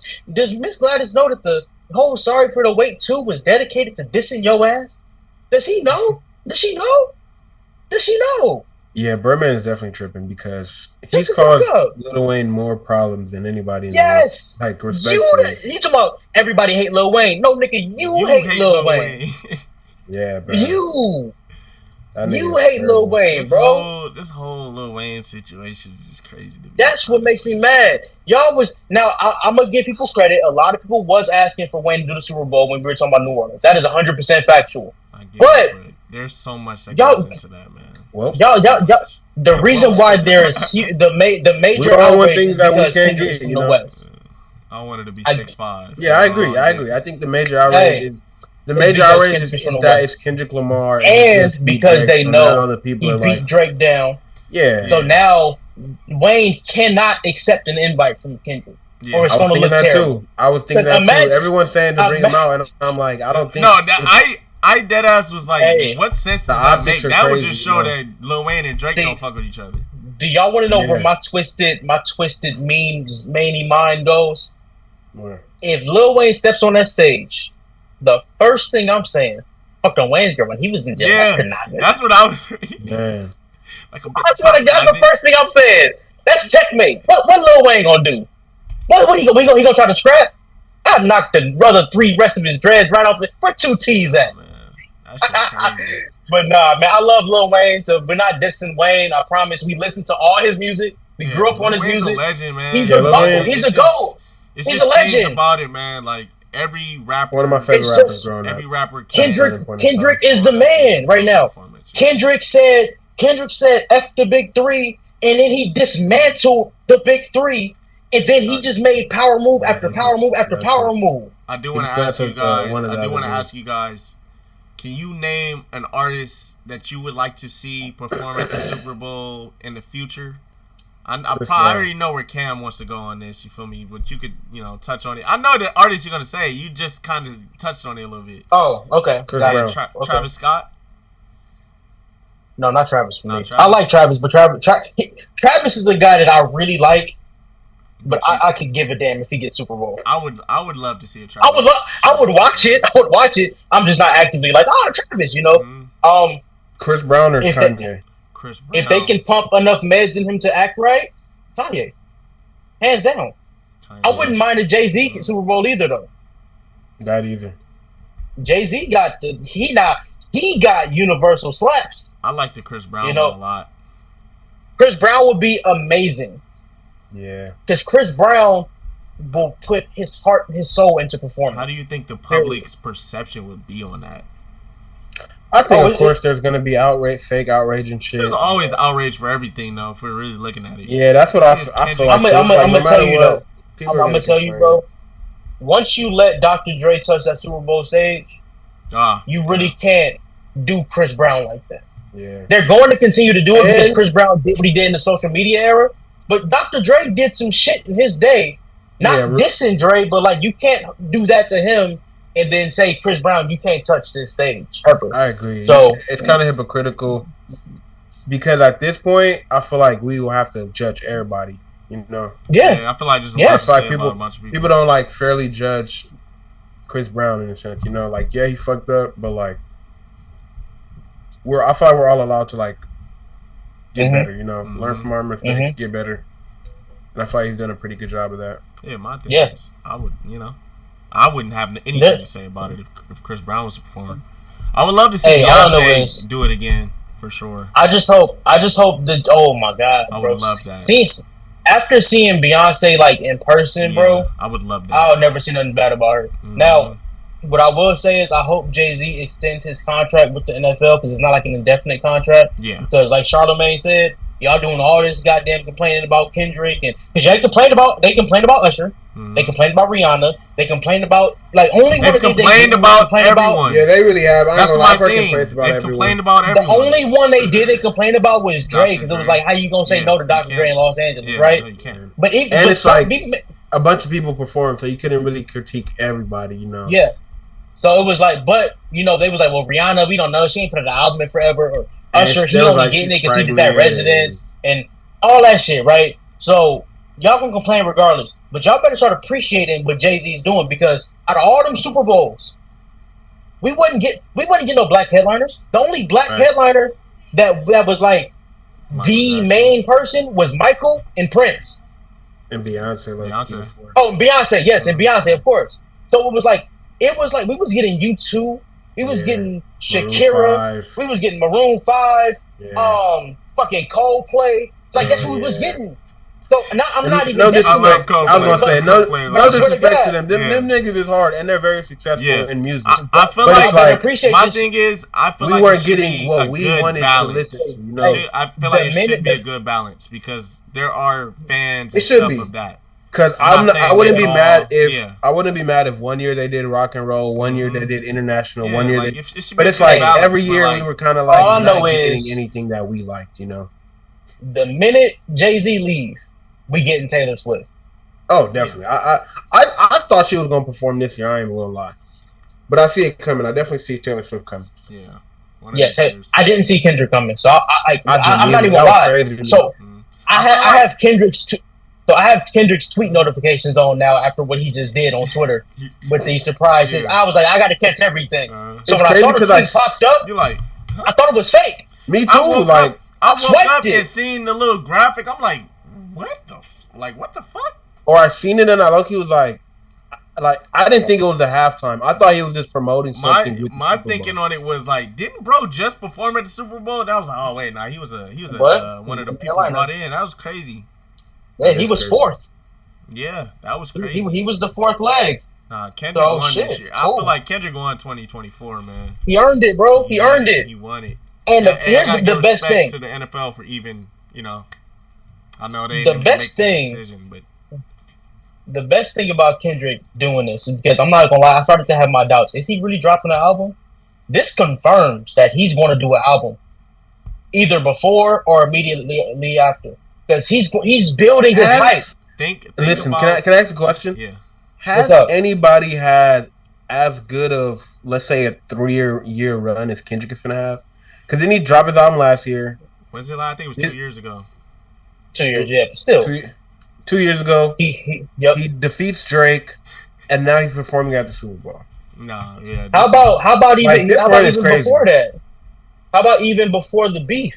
The Big Steppers tour became the biggest solo hip hop tour ever. That's why I thought his album. Wait, the tour was last year, right? No. It was 2023, right? It was 2023. It was 22, 23. It was like, I'm sorry. Yeah. He has a sold out tour, one of the highest grossing tour, or you said the highest grossing tour ever. It was the highest grossing solo hip hop. For someone who's don't be outside, he's had an amazing run for these past couple years, you know. Yeah. Like if Kendrick really put in the effort to being in people's faces, he'd be way bigger than he is, and he just proved it. Yeah, definitely. If I wanted to do this goofy shit, I can do it. compare them, but like this reminded me of when J. Cole was like super secluded at one point, and he just decided like, oh, I'm gonna pop out a little bit, and it's like you killing shit. Like you're showing that you're levels above like a lot of these other dudes. You know, like that's how Jay-Z is. Even just the like the attention they bring because they don't do shit that much. I was just thinking about this in terms of like interviews. Like Kendrick doesn't do a lot of interviews. J. Cole doesn't do a lot of interviews. Nope. But when they do an interview, it gets a lot of views because they're not. I haven't seen a Kendrick interview since Dance. In years. That's 7 years. Yeah, so hey, I feel it. What we got next, man? We staying in music or we going somewhere else? Yeah, I think staying in music is the right way to go. Let's talk about the Big Sean album, the flop. Hey. I don't want to use the word flop. I don't want to use flop, but anyway, his first week sales were at 23,800, about there. Oof. And when they asked him about his album flopping, Big Sean claims to not care about the sales, saying that he, if he really did care about it, he would have delayed his album. He also touched on saying that he's saying he would have looked for features and all that. I'm gonna let you get your shit up. And he said he also noted that he made this music for the people that are fans of his music and the people that fuck with him, you know. So I think basically what he was saying is he didn't make this album for the love. Commercially successful. He didn't, you know, he did it or to be like fans. A big commercial smash. He did it for the love of music, to put out some art, you know. That was basically where he was touching on.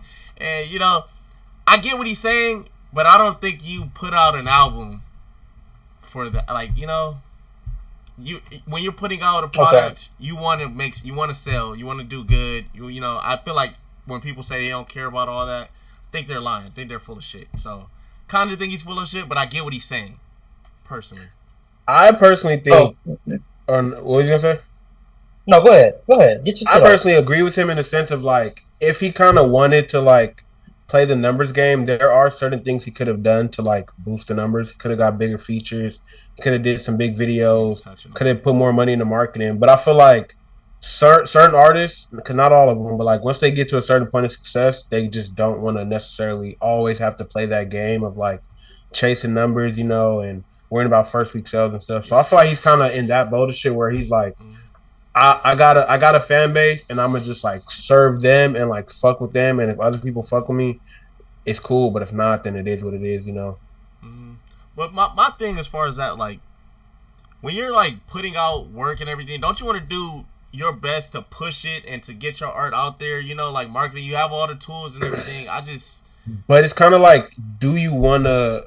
I get it's a lot. Like everybody doesn't want to necessarily make the kind of music that's gonna sell. If that makes, I don't know how to explain it, but like sometimes you just want to make. That's how like, Kendrick music, is. Yeah, like sometimes you just want to make music you fuck with. You feel me? And it's like, but there's also things you could do to like. Oh, yeah, let me. It's like a nigga could go out there and get a feature from like Future, but I feel like you can do or both. Like as far as like pushing it, like well, the women is doing that. Even if you are getting commercial artists to feature on it, and you know doing all this, you can push your album with marketing. You could make music videos for your songs. You do all this, you know. If you don't want to do that, I get it, but I just feel like the way they push these albums are kind of poor. I have 2 points that I really want to make. One, I enjoyed the album. He has a song on here called Boundaries that if you guys hear it, that shit speaks to anybody who feels like they're being pulled in too many directions and everybody around them is just trying to get something from them and they feel like they're giving so much, they don't have enough for themselves. That's the theme of the album. So I caught the theme. I love the album. It's super in depth. It lets you into his world. So I like the album. Now, it isn't produced all crazy. It doesn't have a bunch of like crazy features like y'all said. The real features on it, you got a couple singers and you got a couple lyricists. You know what I'm saying? But it's not like too crazy. But him saying that he doesn't care about the numbers, I kind of call bullshit. Because do you guys remember when he dropped his first single? The first single was Precision. The first single from his album. Yeah, wasn't it around the time that Kendrick dropped? It was the same day as Like That. He put out his single. Yeah. And then 30 minutes later, we found out about Like That. So when he said, I would have delayed my album, nigga, you did. Can I make a rebuttal on that? Even though I think he didn't care about numbers, I feel like at that point, knowing what's coming and the attention that is gonna come from what's coming, I probably, even if I didn't give a fuck, I would have delayed my shit too. Because the greatest showdown in rap is coming. Okay, but how about this? Because if you think about it, but even, I get it. But if you don't care, then you don't care. You know. But you got to think about it. At that point, it's not about sales. It's like, are my fans even gonna care? Because his fans, listen, because his fans, if you think about it, are also fans of either Kendrick or Drake. Like they came up in that same era. If you ask a Big Sean fan, are you a fan of either of those? A while ago. I know, I feel that, but I'm saying like in the midst of it, still, it's like I'm a Big Sean fan. If he would have dropped at that time, respectfully, I probably wouldn't listen. You know, like I'm gonna tell you, it was just a whole. I'm gonna tell you, that's my thing. I didn't listen now. I'm gonna tell you, that's real because Joyner came out that weekend. Meek came out that weekend. A lot of people who were known came out that weekend, and they didn't do no numbers. You're 100% right. Saying, like, no one is gonna listen at that point. I get it, but listen, I feel like this is where I'm also getting at. I don't care about the numbers, but you do care about the numbers. But then here's the other thing: he still delayed his album because the battle. They stopped trading songs in the beginning of May. Pop Out happened in June, right? Then what happened? Two legends decided, oh, you know what? We're dropping albums in July. Kanye was doing Vultures too. And you guys already know the Angry Blonde decided he wanted to put his album out. Eminem. So Big Sean went on Instagram and said, hey, I'm waiting until... He said it verbatim. He said, I'm waiting until Marshall drops. And then I'm coming out. So he did delay his album multiple times. Marshall's album. He is on it. And he delayed it so much. The niggas leaked his album. I seen that. They said it was Kanye, allegedly. So I didn't listen to the album. I didn't listen to the leaks. I don't like listening to... Like I listen to unreleased songs all the time. But a leaked album, you know it's not finished. So I said, I'm not going to mess with it. But then his album came out like a few weeks later. I don't like listening to music. And he might not care as far as the expectations of the numbers, but the other point that I wanted to make is it tells you how important a major is. A lot of people like to say the major labels got to die. The major labels got to die. But let me tell you, all the rappers that fell off of, they do. Because if you think about it, though, this could be a bigger conversation. Because a lot of artists' albums have been flopping lately. Do you think YG could have did more if he had a machine? I don't. Or Big Sean could have did more if he had a machine. I don't think like or necessarily the the numbers coming out means that they're flopping. I think music is changing, like especially the way, because if we turn those sales into streams, it don't look like they're flopping. You know what I mean? Like, yeah, I get that. If I tell you that Big Sean sold 20,000, it sound bad, but if I say he did 100 million streams first weekend, it doesn't sound as bad. You know what I mean? I just think like it's like a whole different way. Like buying music is not only the dying out, I feel like it's completely died out. Like no one is buying the music. Because I haven't bought albums. I don't buy albums. Yeah, no one is buying albums. No, anymore. So I agree. You know? I agree. That is so I think the problem with Big Sean honestly too is it's not even the label shit, it's the consistency. Like no matter how good you are, because another thing that I feel like this happened to was Polo G. When he was at his peak, he was doing amazing numbers. He decides to take a break, and you know the thing is, they're human. You know, like we can't just tell them, drop an album every year. Like you feel me? But at the end of the day, on the business side of things, you do have to keep your that shit is gonna affect you because if you go 3 and unless you're Kendrick Lamar, and that's on a different level of like consistency and work. But like if you go 3 to 5 years without anything. Your fans are growing and they're finding new people to be fans of. You know what I mean? And it's like the world is so fickle now. Like yo, diehard fans from 5 years ago, if you ain't fed them music, they got you. When you got niggas like Future dropping 5 albums a year and NBA YoungBoy 5 albums a year, like bro, niggas is over it. Niggas, you come back and it's cool, but like people have kind of outgrown that. And I feel like Big Sean, I still think like Oh, go ahead. Finish your thought. No, I was gonna say I think he's like a prime example of that because he had a son or whatever, he got his girl or whatever, he living life, probably going through the label shit too, but it's like eventually, bro. No, probably you saw the shit that Kanye went through. Yeah, like literally, like it's like shit. I only think because we have examples of certain artists that still do big numbers sales wise that I can't say it's dying out. You feel me? Like no, I didn't mean sales. Big sales were dying out. I'm saying like. because there's a group of artists that no matter what they do, they're gonna sell a certain amount, and that's why there's not many though. That's why there's the big three and there's everybody else. You know what I mean? So you think it's only room for a certain amount of people? There's only I think the big three built their fan base while they were coming up so well that they don't have to play the game no more. They don't even have to go by these rules no more. But do you think that's because of them, or do you think their labels helped with that? No, it's both. I think it's mostly them. You think so? You think without if they both came, if they all came up without the label? Now, no, I'm not saying coming up. No, not coming up. Not coming up. If Drake, Kendrick, or J. Cole decided to be independent, they could easily still sell 300,000 a first week. Yeah, no, I agree with that. And that's what I'm saying. I'm saying outside of them though, in terms of rappers, no one is doing. No, let me not. But you don't think a label can help them now? There's about. I think what you're giving up for the label to help you, you're better off just being independent. You know what I mean? Like, it's not, because Kendrick, you could sell more albums, Drake, but you're giving up more of your ownership and shit.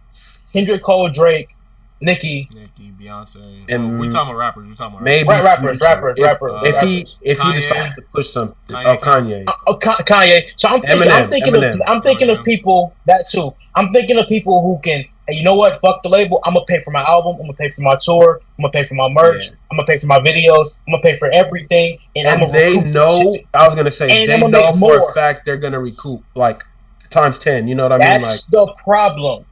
That's the problem. But I still believe, like, if you don't have a major really pushing your work, because hits are paid for. Hits. I mean, obviously you got hit songs because they're great songs, but them machines be pushing them songs. They make sure the radio plays it. They make sure the DJ plays it. They make sure it ends up. You got to pay to get on them Apple and Spotify playlists. Like it's a real game. So if you don't have a hit, if you don't have a hit really leading your album, and then you don't have the machine, it's hard. But I could give you an example of an independent artist who's doing well, even though he's not selling as big as Kendrick or Drake or anything. He's doing well. He's making a lot of money, doing a lot of streams, and it's like you don't need the major label. Like if you look at an artist like Russ, he sells out shows overseas. He does big songs. He has multiple platinum plaques. He's been independent. So that's why I feel like though it's more about like cultivating your fan base to where like they're like, I don't know how to explain it, but like they're more than fans of the music. They're fans of you to the point where like no matter what you do, they're gonna fuck. That's real. And I feel like that's what Kendrick, Drake, and Cole have. Like no matter what these things do, the music is saturated. Way too saturated. Yeah, I think some niggas. Yeah. And I think the numbers game is tricky because like let's be real, Glorilla had a top 10 hit with the Wannabe song, her and Megan. Her album, her mixtape did 33,000. Yeah, you know what I'm saying. Megan had a #1 hit. She did 64,000. Lotto got a bunch of hits. Yeah, he didn't crack 30. So it's kind of what Jew is saying because they do have backing. Yeah. So it's just like, one, do you guys think women rappers just aren't selling as much as men because the audience isn't there? Or do you think hip hop as a whole is declining except for that top 5 or 6 names? I think when it comes to the girls, they're super single driven. Yes, so that's literally what I was gonna say. Unless their album is like their album has to be full of bangers for the album to sell. Because a lot of art like Drake, Kendrick Lamar, don't have any cohesion. Cole, they're not giving you albums, like you're not listening to them to listen to an album. You're not listening to a piece of, because I consider an album like art. Like we put this together, it all comes together. It's like a story. When I listen to Sexy Red's album or any of these people's album, it's not like it's singles on an album. Like it's just like I said, let me put this song in there. It's like a mixtape. You need all the bangers. That's what you just trying to get. That's how all I the feel bangers. about women. Like I don't want to put a general conception on it. Because it's not all women. I heard Dolce's album. I think Coi Leray, she actually makes. I like Coi Leray too. I like Coi Leray as an artist, and she's had albums that didn't do well. So this can't really go with. Her album. But that's why I said in hindsight, it's like with streaming, it's like the first week doesn't necessarily matter because it's like if people are consistently listening to something, it'll over time grow type shit. Yeah. Versus like back then. people were just buying it. Like first week, it's like everybody buying it. Like most of your fans are probably buying it first week type shit. We are in a streaming world now, so you know. Yeah, like it's even like if you think about it too, in like TV and movies, it's like what's the equivalent to like a movie coming out in a theater and you got the box office numbers, and how do you compare it to a movie that comes out on streaming platforms? Well, how do you gauge which one is more successful? You know what I mean? Like they don't have the same metrics. You know, it is different metrics because you talk about the. Also, here's another thing. Like you mentioned, box office. There's movies that didn't do well in the box office that we still love, really and good. And they do well, or they'll do well on DVD. You feel me? Or they'll do well. Baby Boy flop. But my thing is, they won't even. Baby Boy flop. They won't even do well. Like they'll do cool in the box Soul office. Plane flop. And Soul Plane did flop, and that's a classic. Yeah. So like, I get that. Yeah, I get that. So like, there could be albums that flops, and they still are good pieces of work. I think that just goes into the marketing though. Like, you know, or maybe it's not for. Okay. I don't know. I don't want to say it's not for everybody. So, but I would say for musicians, honestly, like real shit, like musicians need to diversify their bag because what it looks like is the money is it's officially dead in the music. Vince Staples said this shit 3 years ago. He said the music industry is through. And they were like, what you mean by that? He said it's dead. Like, it's literally nothing you can do to say you're never going to get sales like you used to. Because Vince Staples is one of the best artists in the game. Mm-hmm. I ain't never seen him on no chart. Yeah. All his projects are good. Well, I like how he's expanding. But he doesn't what is he doing? He doesn't make mainstream, or he doesn't play that game. He's not out there looking for the feature. He's not out there looking for the Gunna feature. He's not out there. What else is he doing? He's moving though. Like he's doing TV, the word he's feeding. Yeah, but he's feeding his fans though. If you think about it, like he knows he fucks with them, and he's like, I'm gonna give y'all this music. I'm gonna give y'all these TV shows. I'm gonna give y'all this, and that. Exactly. It's for my people. Evolution in people, you know, like artists. Yeah, you gotta super serve your community. Mm-hmm. I think in 15, 20 years, people are going to look at Vince Staples and say, oh, that's a motherfucking legend. Oh, because I feel like people could do that now. Because people are going to start looking at, oh, he's from Abbott Elementary. Oh, he has a Netflix show. Oh, he's in that movie. Yeah, like, and then they're going to say, hold on, he does music? Oh, this motherfucker is crazy. I don't think people realize the effects of like the whole TV show too has on like fans, because I don't know if y'all remember, but when we were younger, no, Mac Miller had a show. Yeah, I remember that one. And I used to I was always a fan of him, but that made me more of a fan because you're like, oh shit, it gives you a peek into people, you know. Mm-hmm. No, I like when they do that. Even Lil Dicky, when he had his show, I really like that show a lot. But it's like showing people a different side. Mm-hmm. Yeah. But I also feel like the reason why people are not gonna be making, or like it's not a lot of money in music, is like people be giving up a lot and they don't get much back, in a sense. Like, yeah, when you're hot, everyone is gonna fuck with you and you feel like the man and everything. But like when you're not as hot anymore and you're trying to get hot again, it's like let's say you sign to a label and like they give you a lot of money or whatever, and you think this is a big label that's gonna help you. As soon as someone else get high, you're no longer a priority. So now it's tough to like get the things they did it to Roddy. Yeah, like you're no longer. That motherfucker did. Roddy did over 100,000. I low-key think they were trying to do that to Glorilla in a sense until she came back with another. Came back with more. They were. At first, I was feeling like that was happening. Like, I felt like that was happening. We was like. No, we were all saying it. She disappeared. Sexy Red came in, and then she came back with another hit. And it's like, Glow put out song after song after song. Stump a little pussy out in my sales toes. Yeah, she was putting out. You feel me? Glow got at least 5 undoubted hits. No, for sure. And that might be that might be short. That might be lowballing her for real. Like, that tours, and that's the thing. That's one thing. I think these numbers could be skewed because she did just do a tour with Megan and they did numbers. But that was another thing I was gonna say about certain shits. Like, even though someone like Big Sean could say he flopped or whatever, if he does a show, he's not. He's selling. He's doing bigger venues than some niggas that might sell more than him first week. You know what I mean? Mm-hmm. To where it's like. Yeah, we know Big Sean got a fan base. We know, like, you feel me? He's one of them in Detroit and all this. And he has great music. Exactly. It's just that I do think I do think the machine thing is like manipulating the numbers, though. It really is. And the definitely. lack of it is manipulating. Because we got fucking Post Malone been sitting on top of the charts. Ain't nobody heard the goddamn song.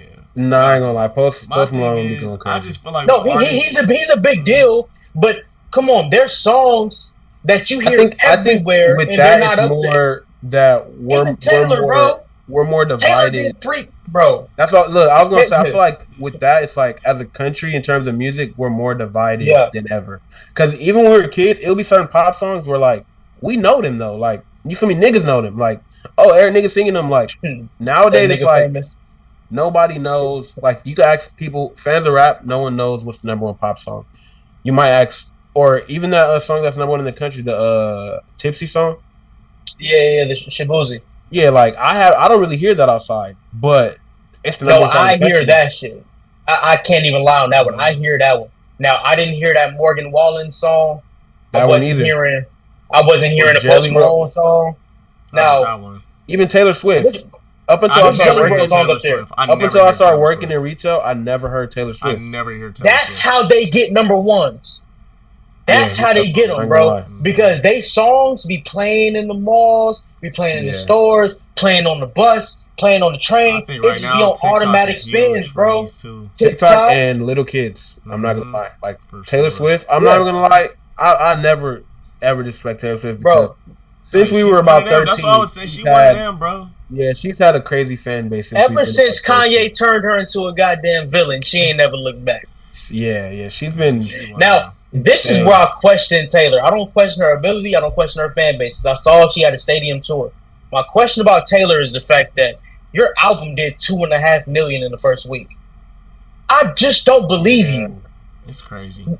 Somebody played computer games with that. Crazy though. That is crazy. And no, my thing is, bro, country music is really that, bro. It is though. It's pretty big. Really it's like big. You don't underestimate how big country music is, bro. I agree. I 2.6 million. Hey, I honestly believe those to be real. Like, I'm not Taylor Swift like, fans I know. I swear, I believe. I believe it. I'm not even gonna lie. Like I'm just thinking, you guys know how crazy it is when Drake drops an album. Yeah. So I guess in the little white areas, it's. Oh man, the white community is crazy. Because they be having listening parties. But also, you want to know what else that helps Taylor Swift? That a lot of rappers usually turn in their album right before it's due, so you can't really make certain physical copies of things because she sells a lot of vinyl. Oh, she does. She sells a lot of vinyl, so that's what helps the like. She does. When her album comes out, the vinyls immediately come out, so that helps with the shit. Rappers, it takes a couple months because like. A nigga album due tomorrow. A nigga album due in a week. He turn it in the day before. Oh, you feel me? That's because takes a couple months to make vinyl. I ain't never heard a country artist get leaked. Rappers be getting leaked. That's why they don't. That fucked up sales too. That is 100%. Yeah, that too. Honestly, niggas getting leaked. I hate because Eminem just did that on his album. He delayed his physicals 2 months, so he has about 400,000 in sales. That didn't count towards his first week. He really sold almost 700,000 copies. That's crazy. I'm saying it's different when you on that level when you move correctly, like 100%. And you want to like you from because even if you think about Eminem, like he promoted the album like he wanted to sell a lot. Like he did the whole. It's been a while since he did that. Slim Shady did certain shit to where literally it's been a while since he did a lot of the promotion shit he did. So I was like, oh, he really like is pushing this shit. You feel me? He even tapped in with younger artists and did videos with fucking Cole Bennett. Cole Bennett. It's like, oh, he's really, deluxe edition out on Friday. Even that, they're getting deluxes out and shit. A deluxe on Friday the 13th. Hey, you wanna know what's crazy? One song I really, really like on that album is the song with Jelly Roll. That one's Somebody tough. Save Me. I'm playing Fuel a whole lot, but I love that one too. That one got a video. Let's touch on the Marlon Wayans interview with Shannon Sharp. Marvin Gaye, Tyrese in the building. Okay, my bad. Marlon Wayans interview with Shannon Sharp. I feel like he touched on so much in that interview that I really want to get into. But the main thing I really want to talk about is the TV shifting to streaming more than it, how the TV. Oh, when he was talking about syndication and shit? Yeah, how that's changed. Syndication is dead. Yeah. I really want to talk about that because I feel like that's like such a big conversation now. How we're getting 8-episode seasons, 10-episode seasons. And then you gotta wait. You gotta wait for 2 years for another season to come out.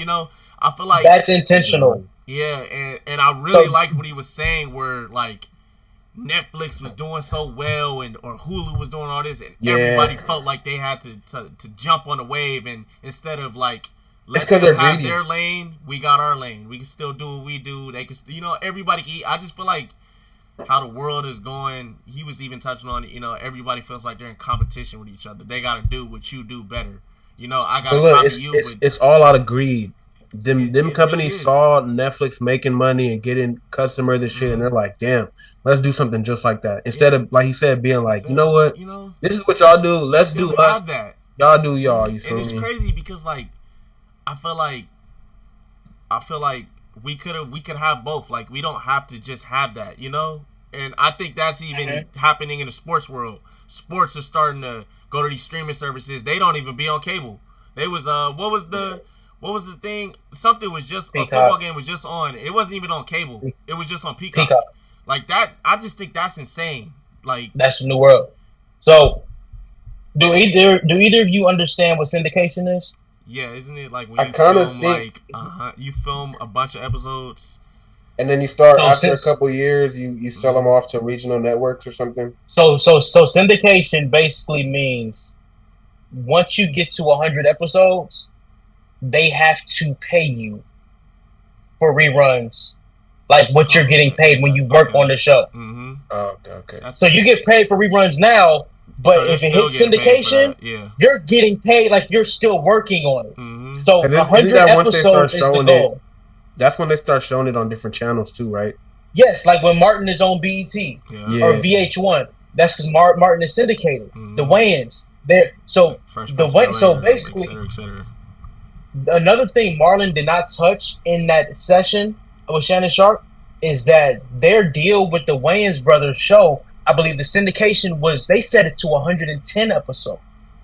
And then when they got to 101 episode, they got canceled. The show? That's crazy. That's why the Wayans, his original show. Bros. Oh, okay. That's crazy. That's why you see shows like Girlfriends didn't get an ending. A lot of black shows back in the day. So they canceled it right before you're about to get that money, and that's insane. Yes. That's insane. That's why now on streamers they don't really count syndication because it's on Netflix, it's on Hulu, it's on Prime. Who got shot? So hey, what was that my first thought too? Though I'm not gonna lie, it was a firecracker. But that's why. But that's also why they stretch shows out. 2-3 years to give us 8 episodes, 2 years to give us 10 episodes. Shows used to give us 15-20 episodes, so by the time you got to season 5 you syndicated. The people who did Friends, the Modern Families, the Frasers, the Seinfelds, they never got to work again as long as they live. Man, no cap. Hey. And it's crazy too, because even when I be hearing about their salary, sometimes I'm like, "Damn, that was crazy, bro." 2.5 Men, Charlie Sheen. You know what he used to make $1 million an episode. $1 million an episode.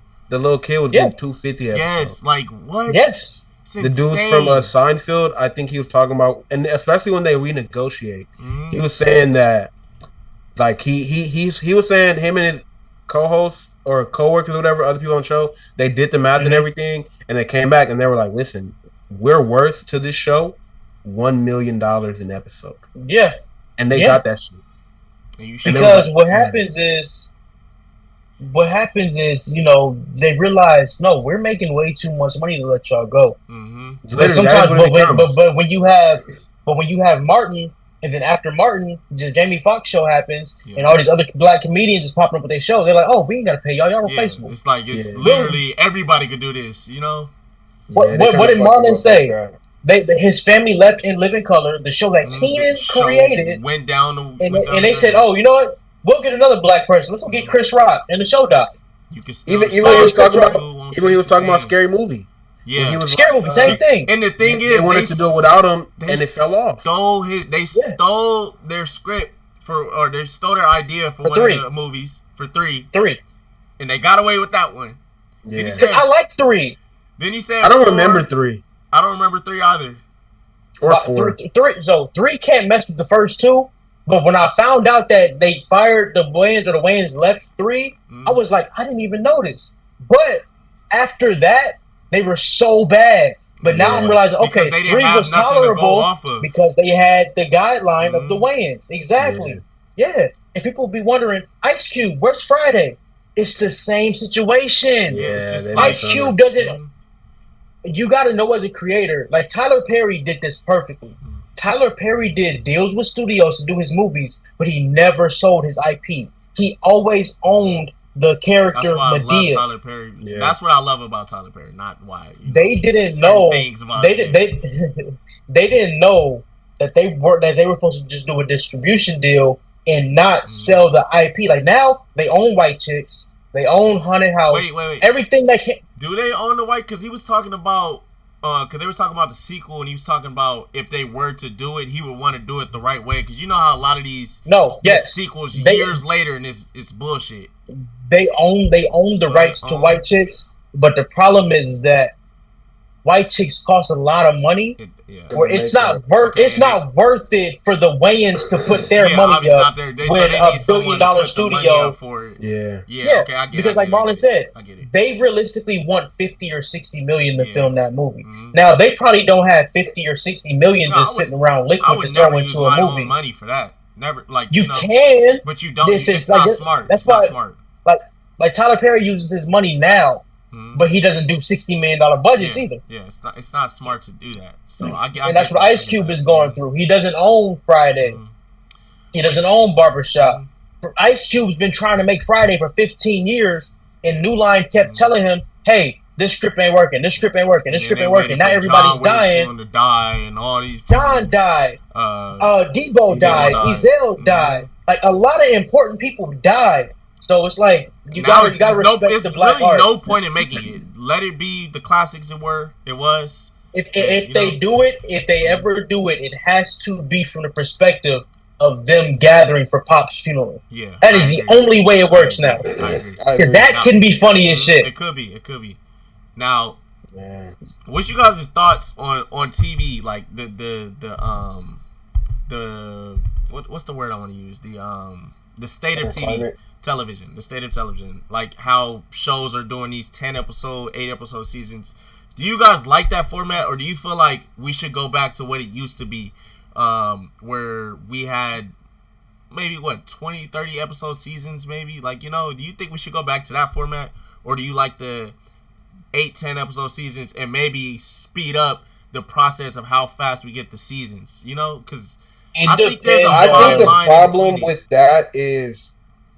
Before, when it was like a 20-episode season, it's over the span of like 25 weeks maybe. Now when they give us whatever amount of episodes it is, if they give it to us, it's binge watchable.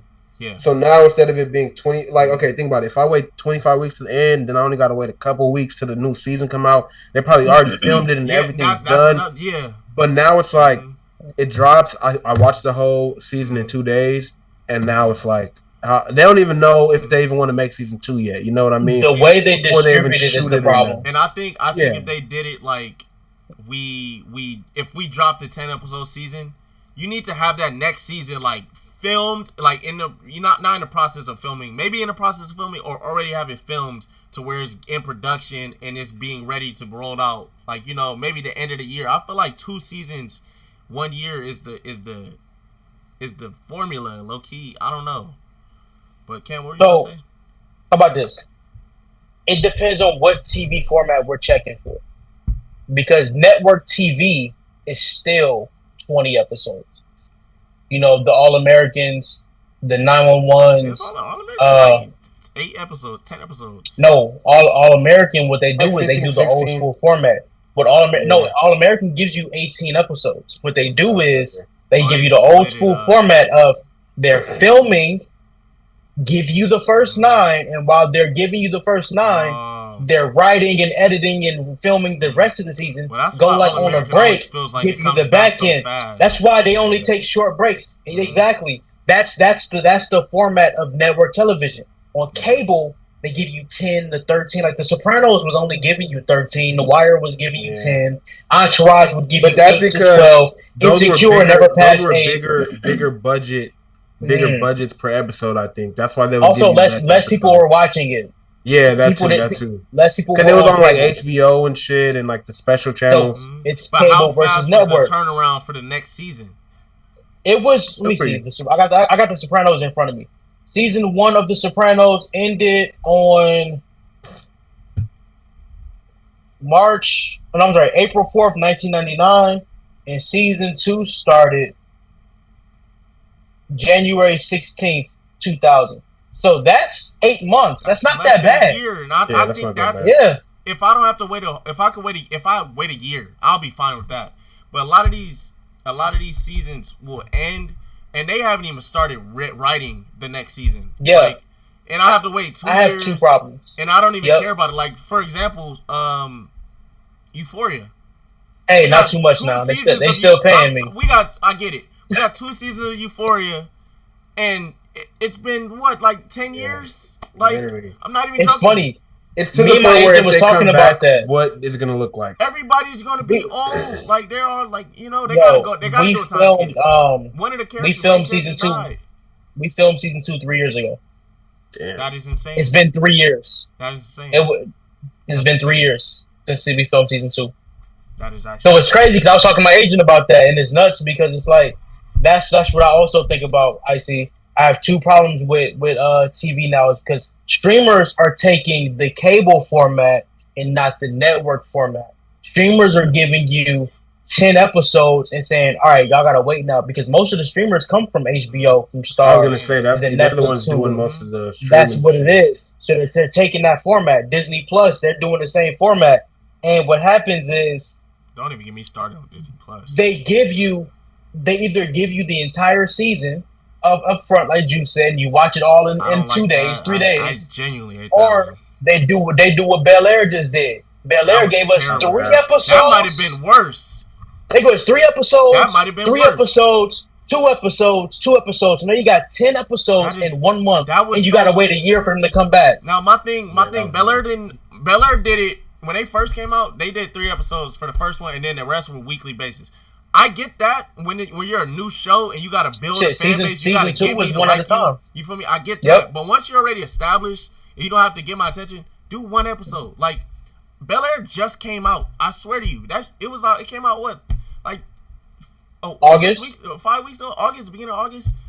It's already over. I didn't even watch it yet because I didn't like the way they did it. I didn't even have time to catch up. And to see if you're gonna do that, give us more episodes. That's what I'm saying. It's just it's such a stupid thing because you can't even keep you can't even keep the audience engaged. You can't, and then for example, when Invincible was coming out, they did a mid-season break.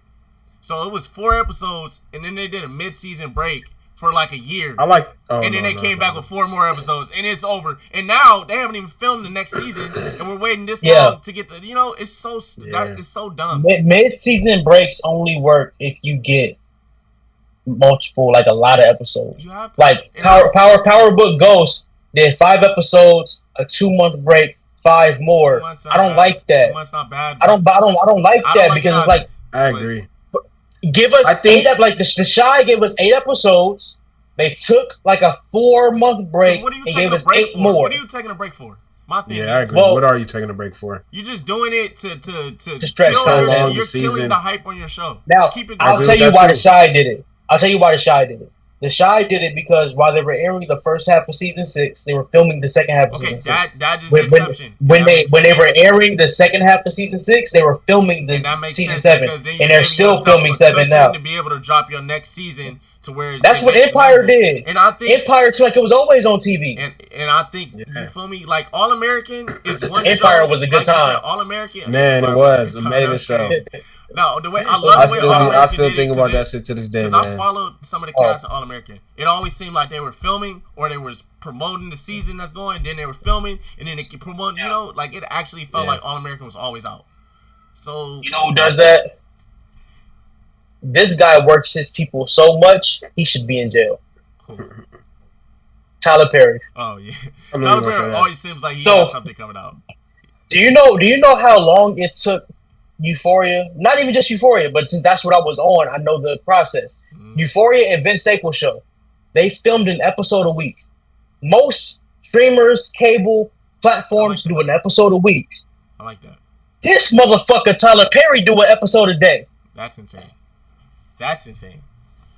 You know how many pages are? His episodes are 60 pages. Yeah, he comes from the plays though. That's and I was seeing something. And he's spending his own money. And Tyler Perry, you get 2 takes. Yeah, and I was seeing where Tyler Perry was talking about how he had to learn to let himself get help from other people instead of trying to do it all by himself and everything, and how he's picky about it. Because do you know why he's like that? Because when he would get money from studios back in the day, it would be like, okay, we'll finance you, but we're not gonna give you any producers or directors or you know what I'm saying. One, he's from the plays, so he's hands on, but also nobody wanted to work with him. Yeah. It was just like, man, we just gonna make money off of you, and you. But now that he don't need them, now they want to. Oh, Tyler, let's help you out. You need some help directing and producing and writing. Fuck, he's like, fuck y'all. I own the biggest studio in the world. Yeah. He owns the biggest property studio. Is I like certain things about it, about what he does, but there's like, I feel like there's a way to improve upon it. Like, you know, like I can put, that's everybody. You know, I could put something that he does into me, and then I'm like, but I would do this differently. Oh, like, whoa. Not that, not pause. But I would not keep everything in the house. I get the, you know, you wanting to do it on your own, you want to do it, but I feel like you need help, like, because I think Tyler Perry's quality of his films and stuff like that is just like, it's trash. It used to be cool. I was gonna say it's crazy because his old shit used to be really good. Like, it used to be good. Like, I still to this day will go back and watch some of it. I could watch it and see that one man is trying to do it all. Like, that's because his ass had that what was the company that was giving him Lionsgate? Money? Lionsgate. He had that Lionsgate money. Yeah. Yeah. Saying Lionsgate no more. Yeah, he was. He was keeping Lionsgate alive. I ain't gonna lie. Now his next movie, I forgot what it's called, but it's like a military movie. That shit looks good. We'll see. Kerry Washington is in it. Oh, I love Kerry Washington. Right. Okay. Kerry, I haven't seen Kerry in a bad project, so I trust him. Kerry's amazing. Kerry's amazing. Okay, I have another question that I want to ask you guys. What are your thoughts on companies owning everything? Like, for example, Disney. You know how they got Marvel, they bought Fox, they bought all these different companies and everything. Disney owns so much stuff. What are your thoughts of, like, on the creative side, you know, just one company having creative control of everything? Like, you know, because my thinking with it is, I just don't see, like, especially with superhero stuff, like, it could be so many different creative ways you do things, but I'm only getting the same, like the Marvel formula, for example. Like, every Marvel movie feels the same. It feels like the same type of humor. It feels like the same type of thing. But if you had it all spread out with all these different creatives, it could be so much different. Like, I could see other people's vision of how they would do that, how they would do different comedy, how they would do, you know, like, I just feel like when studios own everything, we miss out on the creativity we can see with other artists owning it, you know? Yeah. Like, you guys get what I'm saying? What are your thoughts on that? I get what you're saying. I think there's the pros and the cons. Like, some of the pros are I feel like when everything wasn't under one roof, it was harder to get certain things done because, like, this company might own the rights to this person, this company owns the right to this villain, this company owns the right to this hero, and, like, maybe they're in a group and you can't do a group movie because, you know, different companies own shit. So I feel like now everything being essentially under one umbrella, it's easier to tell stories and shit, like more comic accurate stories and shit. But the cons, I think it takes away as creatives, like, our leverage because it's easier to have a bidding war if there's 5 companies versus if there's 2 companies, you know what I mean? Or it's easier to get more money in a sense like that. Like, if I'm negotiating with 5 niggas versus 2, and another reason I think another one of the pros is when it's a company like Disney where there are a lot of limitations on the things they could do because of their audience and shit, it kind of like it's bad for the rest of the shit. Yeah, like, if another company owned Marvel, I would be more happy about it versus Disney because, like, you know, with Disney, they're trying to appease kid friendly, you know, kids friendly, family friendly, and it's like that shit is cool. But like sometimes you want to see a rated R superhero film, or you might want to see this type of film or this type of film from this character. Because like even though superheroes in comic books it has this like stereotype around it, it's really like a limitless genre of like so many kinds of stories you can tell. So much with like I could do a horror movie based off of this villain or hero, or I could do like a drama or like a murder mystery, you know. And that's like my gripe with it. But Cam, you want to touch on it? I'm just legit thinking. I'm listening to y'all. I'm trying to see where I want to go with it. Well, yeah. I have a couple things because one, everything you just said, Jew, is 100% correct. The bidding war thing and the edge, right? I do think Deadpool just did Disney a huge favor, though. Deadpool being rated R and making all the money it did. If they are smart, if they're smart, they'll say, you know what? We don't have to play it careful. Let's really show our backs going forward. Let's tote the line a little bit. Let's push the limit. You can do it. And show that it worked. But also the other thing that I saw that I thought about, it is hard having things under one umbrella because I read an article yesterday. I don't know if I sent it to y'all or not. The reason, what's the next Spider-Verse? Is it Across the Spider-Verse? Beyond the Spider-Verse? The reason it's getting pushed back. The reason why it's getting pushed back, Drew, I don't know if you saw it. I'm pretty sure IT did. Yeah. The reason why they've been bullshitting it is because they don't want it to come out at the same time as the next Tom Holland Spider-Man movie. It's so dumb. So they don't want it to compete with it. It's so it makes sense. But I'm going to tell you why it doesn't. You can put one out in January and one out in the summer or the fall. I think they could. And no, honestly, too, I don't think. Even if they don't want it to come out at the same time, they could still get it done. Yeah, but my thing, that's what I'm saying. But my thing is they're going to scrap a whole script, a whole idea that was already made just so you can get Spider-Man 4 out, which makes no sense. Keep the idea, keep the whole thing, make it like you said, and hold it, shelve it until you put out Spider-Man 4. Or you could have been had this getting ready and it could have dropped next year, and then Spider-Man 4 comes out 2026 like you playing. Like they just I don't think they should even be prioritizing Spider-Man 4 over. I don't think they should either. Like the Spideyverse, because no, but my thing, you know how they love live action. Yeah, no, they do. But in my head, I'm like, am I tripping? Or the Spideyverse make damn near the same amount of money or more? It didn't even make close. It didn't make. It didn't make close. No. Then Spider-Man Home made. Oh wait, no, you're right. No Way Home. What about the one before that? Actually, no. I'm sorry. Made like $1 billion too. Like every. No, I'm saying Spider-Verse didn't make $1 billion. Huh? Yeah, $1 billion. So here's the thing. Spider-Verse didn't make $1 billion. No, damn. The first one made about 400 or 500 million. But it made a lot. What it did was against its budget. Yeah. It probably grossed the same money. Because the first one's budget was like not even that high. The second one's budget was crazy though. The second one's the second movie probably made 600 or 700, which is still a lot of money because they don't have $200 million budgets. But yeah, like you're saying, Sony owning. Okay, well I was wrong about that. My bad. But it's still like Sony owning. The gross is similar. Sony owning Spider-Man is robbing us of so much different creative things we get with Spider-Man. I'm not going to say Sony owning them is robbing them. No, it's Sony. And the only negotiator is Disney. Yeah, that's stupid. That's the problem. Where it's like, because Sony can be like, hey, you know what?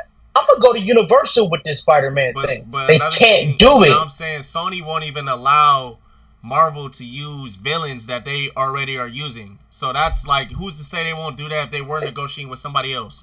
Like, you know, it's just, and I think the whole Spider-Man gatekeeping thing is stupid anyway, because you showed us we could have multiple Spider-Man. So why not? This is what happened. I mean that's Marvel's fault. If Sony could selling off like the way they were selling off their characters and shit. Well, it was that or die. They had nothing but to. Like they had to. So, but what I'm saying is the whole thing about them holding villains hostage, that can be the fact that they have no leverage. So that's the only thing they can do to get leverage is to put these villains, hold them for ransom. If they could negotiate with a Universal or somebody like money, that, though. That's what I'm saying. Why they're doing it? No, but that's what I'm saying though. Because they want to make a multiverse movie because they know that's what made the billions. But if they can get deals that they wanted to from other companies, they can tell Marvel, hey, like what Marlon did with White Chicks. Marlon told Miramax, hey, you can give us this money, or I'm gonna take White Chicks wherever the hell I want to take it. And they didn't give him what he wanted, so he went. I forgot the company he said he went to, but he ended up going there, and they made so much fucking money. And my thing from because of the Disney ties, you cannot do that. And my thing from a creative, I get it. My thing from a creative standpoint, I'd rather them go and be able to do it with other people, because I'm sick of what we're getting. Not sick of what we're getting, because we're getting some good stuff, but like I feel like it's very limited of what we're getting. You know, like I feel like you're so much more. I'm not going to blame Disney Spider-Man. For that, bro. I'm not going to fully blame them for that, because I'm going to tell you. I blame Sony. You're right. Well, not even just Spider-Man, but I mean like Marvel as a whole. I'm not even going to blame Disney for that, even though they did make it lighter. The directors who know how to throw their weight around make their movies. The Russos make the movies they want to make. Ryan Coogler makes the movies he want to make. I mean, James Gunn makes the movies he want to make. But that's people who's established. Like, what it is too is you got a bunch of people. They ain't put no rookies in Marvel. No, the Russos were not the Russos before Marvel. It's a lot of people though now that are just in it for the check because they know that's what it is. Marvel bag, Taika, you know? And they'll listen to whatever they telling you to do. Yeah, and they're getting their movie ideas off the internet, and they're not really reading the comics, and they're not, you know what I mean? But it's like if Marvel comes, it's kind of like, because even sometimes I hear actors say it. It's like, oh, I would never do a Marvel movie, but it's like, but the bag, and when that money come. That money different, you know, that Marvel money different to where it's like, shit, I might not fuck with it. I don't care about it at all, but I'm going to do it, you know, and shit ends up sucking because of shit like that. I'm sorry. One of the last things I have with the Disney thing, before I let you guys do what you want to do with that, do either of you have cable TV? Or around you, any type of cable? Yeah, around me. I think I do. Work. So, because we're talking about Disney. Disney just pulled the biggest weight thrown around that you can pull with DirecTV. They pulled all of their channels from DirecTV. So that's every Disney channel. That's every ESPN channel. That's ABC. And this is where I'm talking about. DirecTV didn't want to pay them their money for the deal because they're like, we're Disney, we're going to get our money regardless. DirecTV is like, well, cable is kind of dying and people aren't buying cable as much, so you should bring your number down so we can still. Disney said, kiss my ass. We're either going to take it away or you can pay it. Cable's dying, but ain't nobody buying your cable if Disney, ESPN, and ABC is not on there. Cable's dead. No. But I'm saying it's dead, but the people who are buying cable still, they're not buying it if that's just the reason why I have DirecTV is solely to watch live sports and to record games for when I'm not at home. Facts. That is the only. I don't watch my TV shows on direct. I watch streaming, but for my basketball, football, red zone, all that stuff, that's through the DirecTV. I've had, like, y'all know I work at AT&T. Customers then came back with their boxes. Take this shit. Yeah. What I'm gonna do with this? My thing about the streaming, I'm like, what I'm gonna do with it? Streaming is a worse cable. It feels like because there's so many different streaming services and everything. Yeah, I'm paying all these all these. But its essence, at its core, it was a better idea. But the greedy companies have made it to where it's worse than cable. It was a good idea when it wasn't so many different streaming services. Yeah. Like now we got if everything was under one roof, it would be better. But that's what I mean by it depends. Because like if all the shows were under one streaming service, it would be better. But it is like the fact you said, you got to get like 20 different services. Of it would have been like, let's say we have Excuse me, Mr. Netflix, Walt Disney, and maybe Mr. HBO. Walt Disney. I am not dissing your conglomerate. Netflix and Prime Video, and we still have cable. We still had cable. You know, I feel like that is the right. But everybody just decided, let me start streaming. We got YouTube TV now. You know what's crazy too about streaming? Companies will have streaming services and their shows will be on other streaming services. Like, it's a bunch of HBO shows on Netflix. And I'm like, nigga. Because they're partnering up, bro. We're going to look up. We're going to look up, and the streaming networks is going to look like the Big Ten.